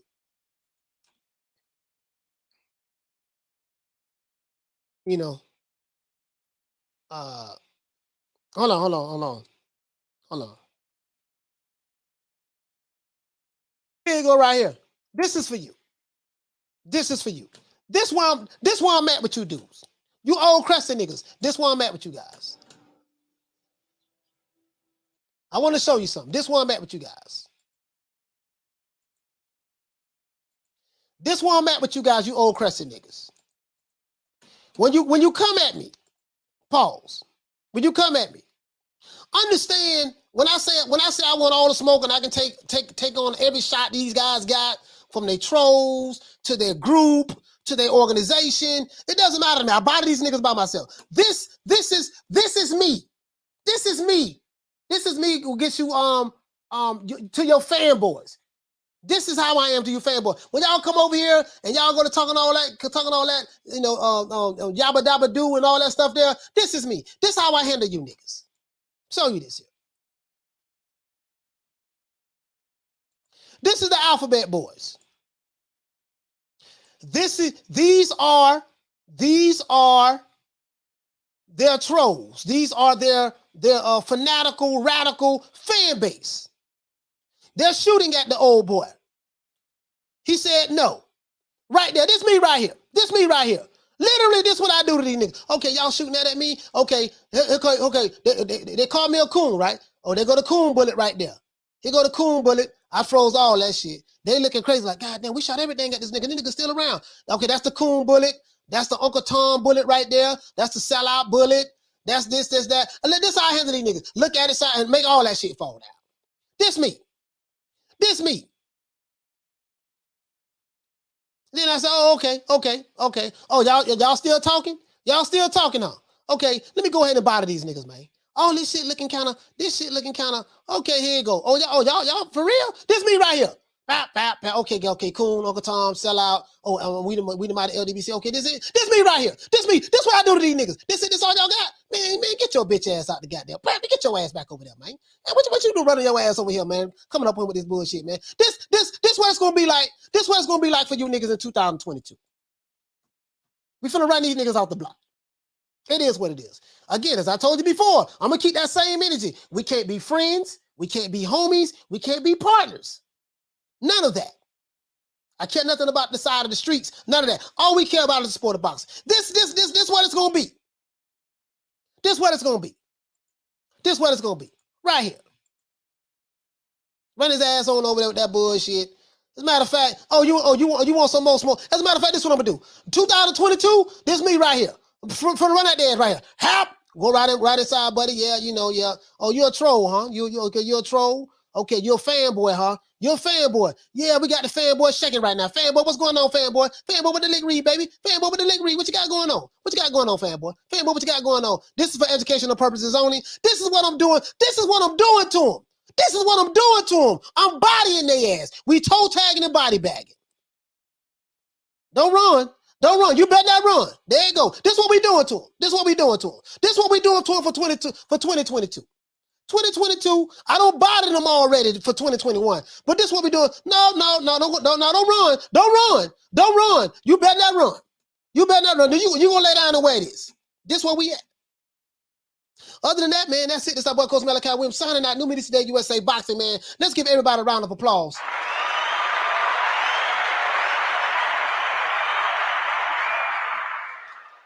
I'm not gonna lighten up, I'm gonna tighten up. We finna run the old new media. The old new media who has been bought and paid for by promotional companies, by advisors, by fighters, fathers, and stuff like that. We running their ass off the block and we represent the new media. 2022, we're gonna have to renegotiate yesterday's price is not today's price. Today is a new day. Finna run you old niggas off the block. I promise you that. If you hated me in 2021, I promise you, you're going to hate me even more in 2022 because I'm not going to lighten up. To infinity and beyond. Let's do this, man. Shout out to the Queen, Lil Green Eyes. Shout out to the Queen, Lil Green Eyes, P. Hey, okay. Shout out to my main man, Halim. Hey, okay. Shout out to Malik Bowers. Hey, okay. Shout out to the Queen, Nick Rich. Hey, okay. Shout out to this little kid, man, Ace 99. I know you're a little kid. I'm going to give you a pass because you don't know no better. Hey. Shout out to my main man, Shelton Moore. Shout out to Tony Kelly in the building. Shout out to Fast Lane Van. Shout out to D Rose in the building. Shout out to DJ who was here as well. Shout out to Jeff Lucietta. Shout out to the Queen Lil Green Eyes P. Shout out to Raphael Navarro. Shout out to Thomas Jones. Shout out to Space Wolf. Shout out to Wizard Sleeve in the building. If you're new to the channel, please subscribe, hit the like button. If you're new to the channel, please subscribe, hit the like button. And also, guys, shout out to everyone who's listening to this podcast on Spotify as well as Amazon Music. Shout out to Ronin 7x9. Shout out to Akon in the building. Shout out to Fast Lane. Shout out to George H. Shout out to who else we have? Shout out to Jeff Lucietta. Shout out to my main man, Big Ronald Finkley. Shout out to the boys over there at UGC Flame. Shout out to my brother Retro Boxing and Documentaries. Please subscribe to his YouTube channel. Shout out to Bernard Burton. Shout out to my brother Charlo in the building. Let's see. Shout out to JB. Shout out to the Queen Bless 365. Shout out to Thomas Jones. Shout out to Kelly Boxing in the building. Let's see. Shout out to Wizard Sleeve. What's going on, my brother? He said it was 3, Coach. Yeah, thank you so much, brother, for thank you so much. I get so wrapped up. You know how I get. Shout out to John Jones. Shout out to AB, man. We need the Can Man back. We need the Can Man back. We need the Can Man back, bro. We need the Can Man back. We need him back. I promise you, we do. We do. But he ain't no elite fighter no more. We know that. He's not an elite fighter. You know, we do know that. He's Flash. He's all Flash. But we need him anyways. You know what I mean? Because right now this shit boring as hell. Shout out to Akon. Let's see, my main man, my brother Shelton Moore. Shout out to Carl Hansen. Carl, what's going on, fam? Let's see. Let's get to everybody who gave a super chat. Shout out to my brother Charlo. What's going on, my brother? Salute to James. Shout out to DJ. Shout out to who else we have? Bohemio with the link read. Shout out to Space Wolf in the building. Shout out to Best Life. Let's see. Shout out to the Queen Lisa Bells. Shout out to Eddie. What's going on, fam? Shout out to Kush the Greatest. I didn't even know you was here, brother. Let's see. Shout out to Mark Morris. Shout out to Wayne Love Peacock with the link read, baby. Shout out to Steele from Nebraska. What's going on, fam? 1-900 Hustler. Let's get it in. Shout out to Hector Garcia, Jeff Lucietta. What's going on, brother? Let's see who else we have in the building, man. Derek Curry. What's happening, fam? Salute to Paul Evans and salute to Ava as well. Newburgh's finest. What's going on, man? I keep saying, man. No, I don't really talk like that. I say, man, but I'm just, mimicking Texas and Tennessee. Shout out to D Rose, Kelly Malia. What's going on, Kelly? Let's see. All right, I don't went up top. Let me go all the way back down to the bottom. Want to make sure I get everybody before I go. Oh, shout out to the Queen Nick Rich. How in the hell I didn't say her name first? Second or third. You got to say the women in the top 5. The women got to be said in the top 5. You got to say Nick Rich. You got to say Bless 365, Lisa Bells. You got to say the women first. That's my fault. Sorry about that, ladies. I'm sorry about that. Shout out to Scott Brown. Over here, we respect the women and we respect the ladies over here, man. We have a no tolerance policy when it comes to the women and the children. You don't attack women, you don't attack children. You can attack me all day. I ain't got no problem with it. You know me, I talk a whole lot of shit, so that's to be expected. But we running niggas off the block for 2022. Shout out to Thomas Jones. Let's see. Shout out to Damian Bennett. What's going on, fam? Let's see. Shout out to who else we have in the building? I want to make sure I get everybody. I started up top. Now I'm going to the bottom. Bear with me one moment, guys. Shout out to JB. Wizard Sleeve. What's happening, mate? Let's see, man. Tony Kelly and the boys. You know what I mean? Let's see, man. My brother Retro Boxing, the Documentaries. My brother Blood. Let's see. Who else we have in the building, man? Barnyard with the link read. I appreciate that, man. He said he loved the PBC. We love boxing. That's the difference. Shout out to Kelly Boxing, Jeff Lucietta. Shout out to my main man Diallo Huggy Bear was here as well. Salute to Bruce Gold. Let's see, man. Stephen McKenna, what's going on? Carlos Mendoza, what's happening, fam? Let's see. Shout out to Cool K Forever, man. Joe G Valdez. Let's see. Who else we have in the building, man? Kelly Boxing, I already said, the brother right there. Rob Rib Shizzles. What's happening, man? Let's see, man. Who else we have? Want to make sure I got everybody, man. Damian Bennett, what's going on, fam? David say, Coach, we're over 40. You don't never have to say pause.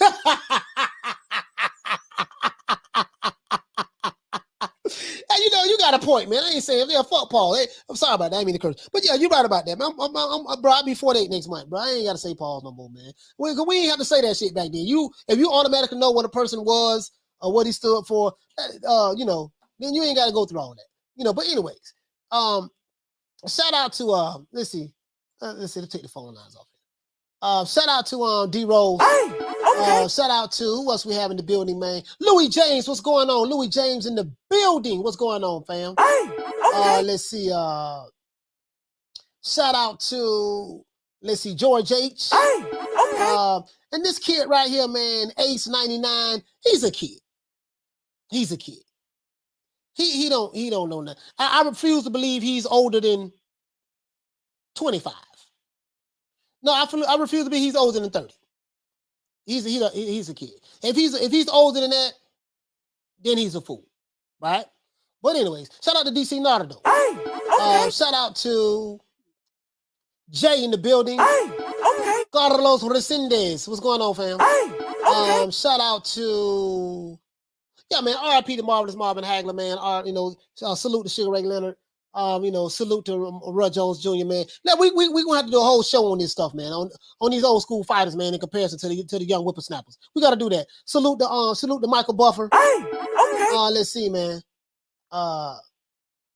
He said, Coach Williams, who you got? Hagler versus Jackson. Oh, I got Hagler all day. Tomorrow against Julian Jackson, I got Hagler. I know the Hawk was a bad boy. He was a powerful punch in mofo, but I got Hagler. I got Hagler because I think once he touched Julian Jackson on the chin, I think it would have been a wrap. But hey, man, it's my opinion. You don't have to agree with it, but it is what it is. That's just how I see it. And then I am biased towards Marvin Hagler as well. So I'm just being honest with you. Salute to my brother Charlo. But nah, Hagler had a chin, so I think Hagler would have pressed him out. Let's see, New York's finest.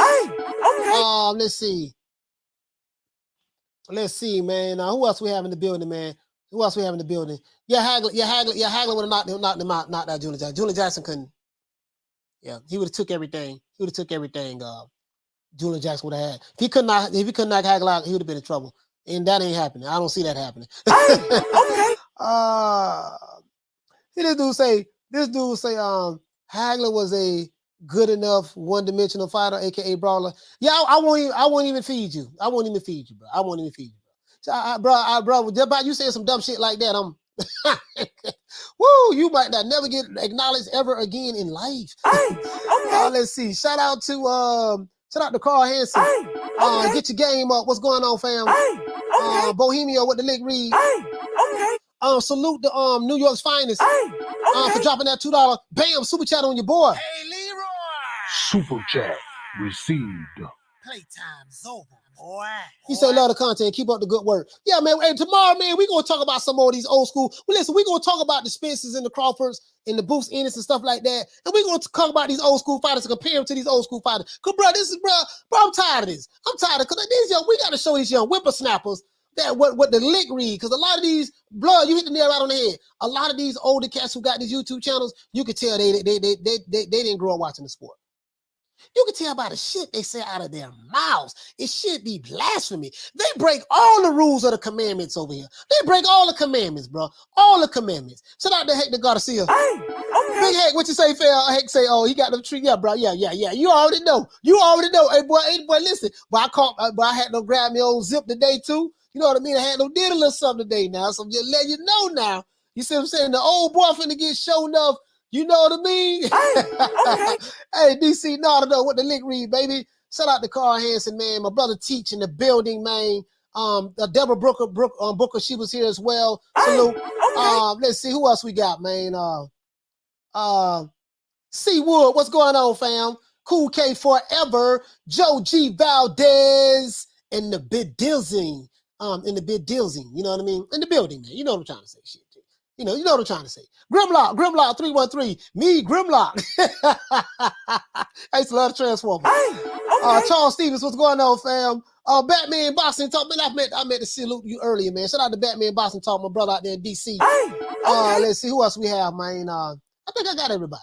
I think we got everybody, right? We got everybody. Other than that, that's it, man. It's our boy Coach Malachi Williams. Shout out to Carl Hansen for dropping that $7.99. Bam, super chat on your boy. Hey, Leroy. Super chat received. Playtime's over, boy. He said, shout out to all of the world WD players, WDC players. Are you talking about the world dart champion players? Yeah, man. Shout out to darts, man. Shout out to darts. All the champions out there, man.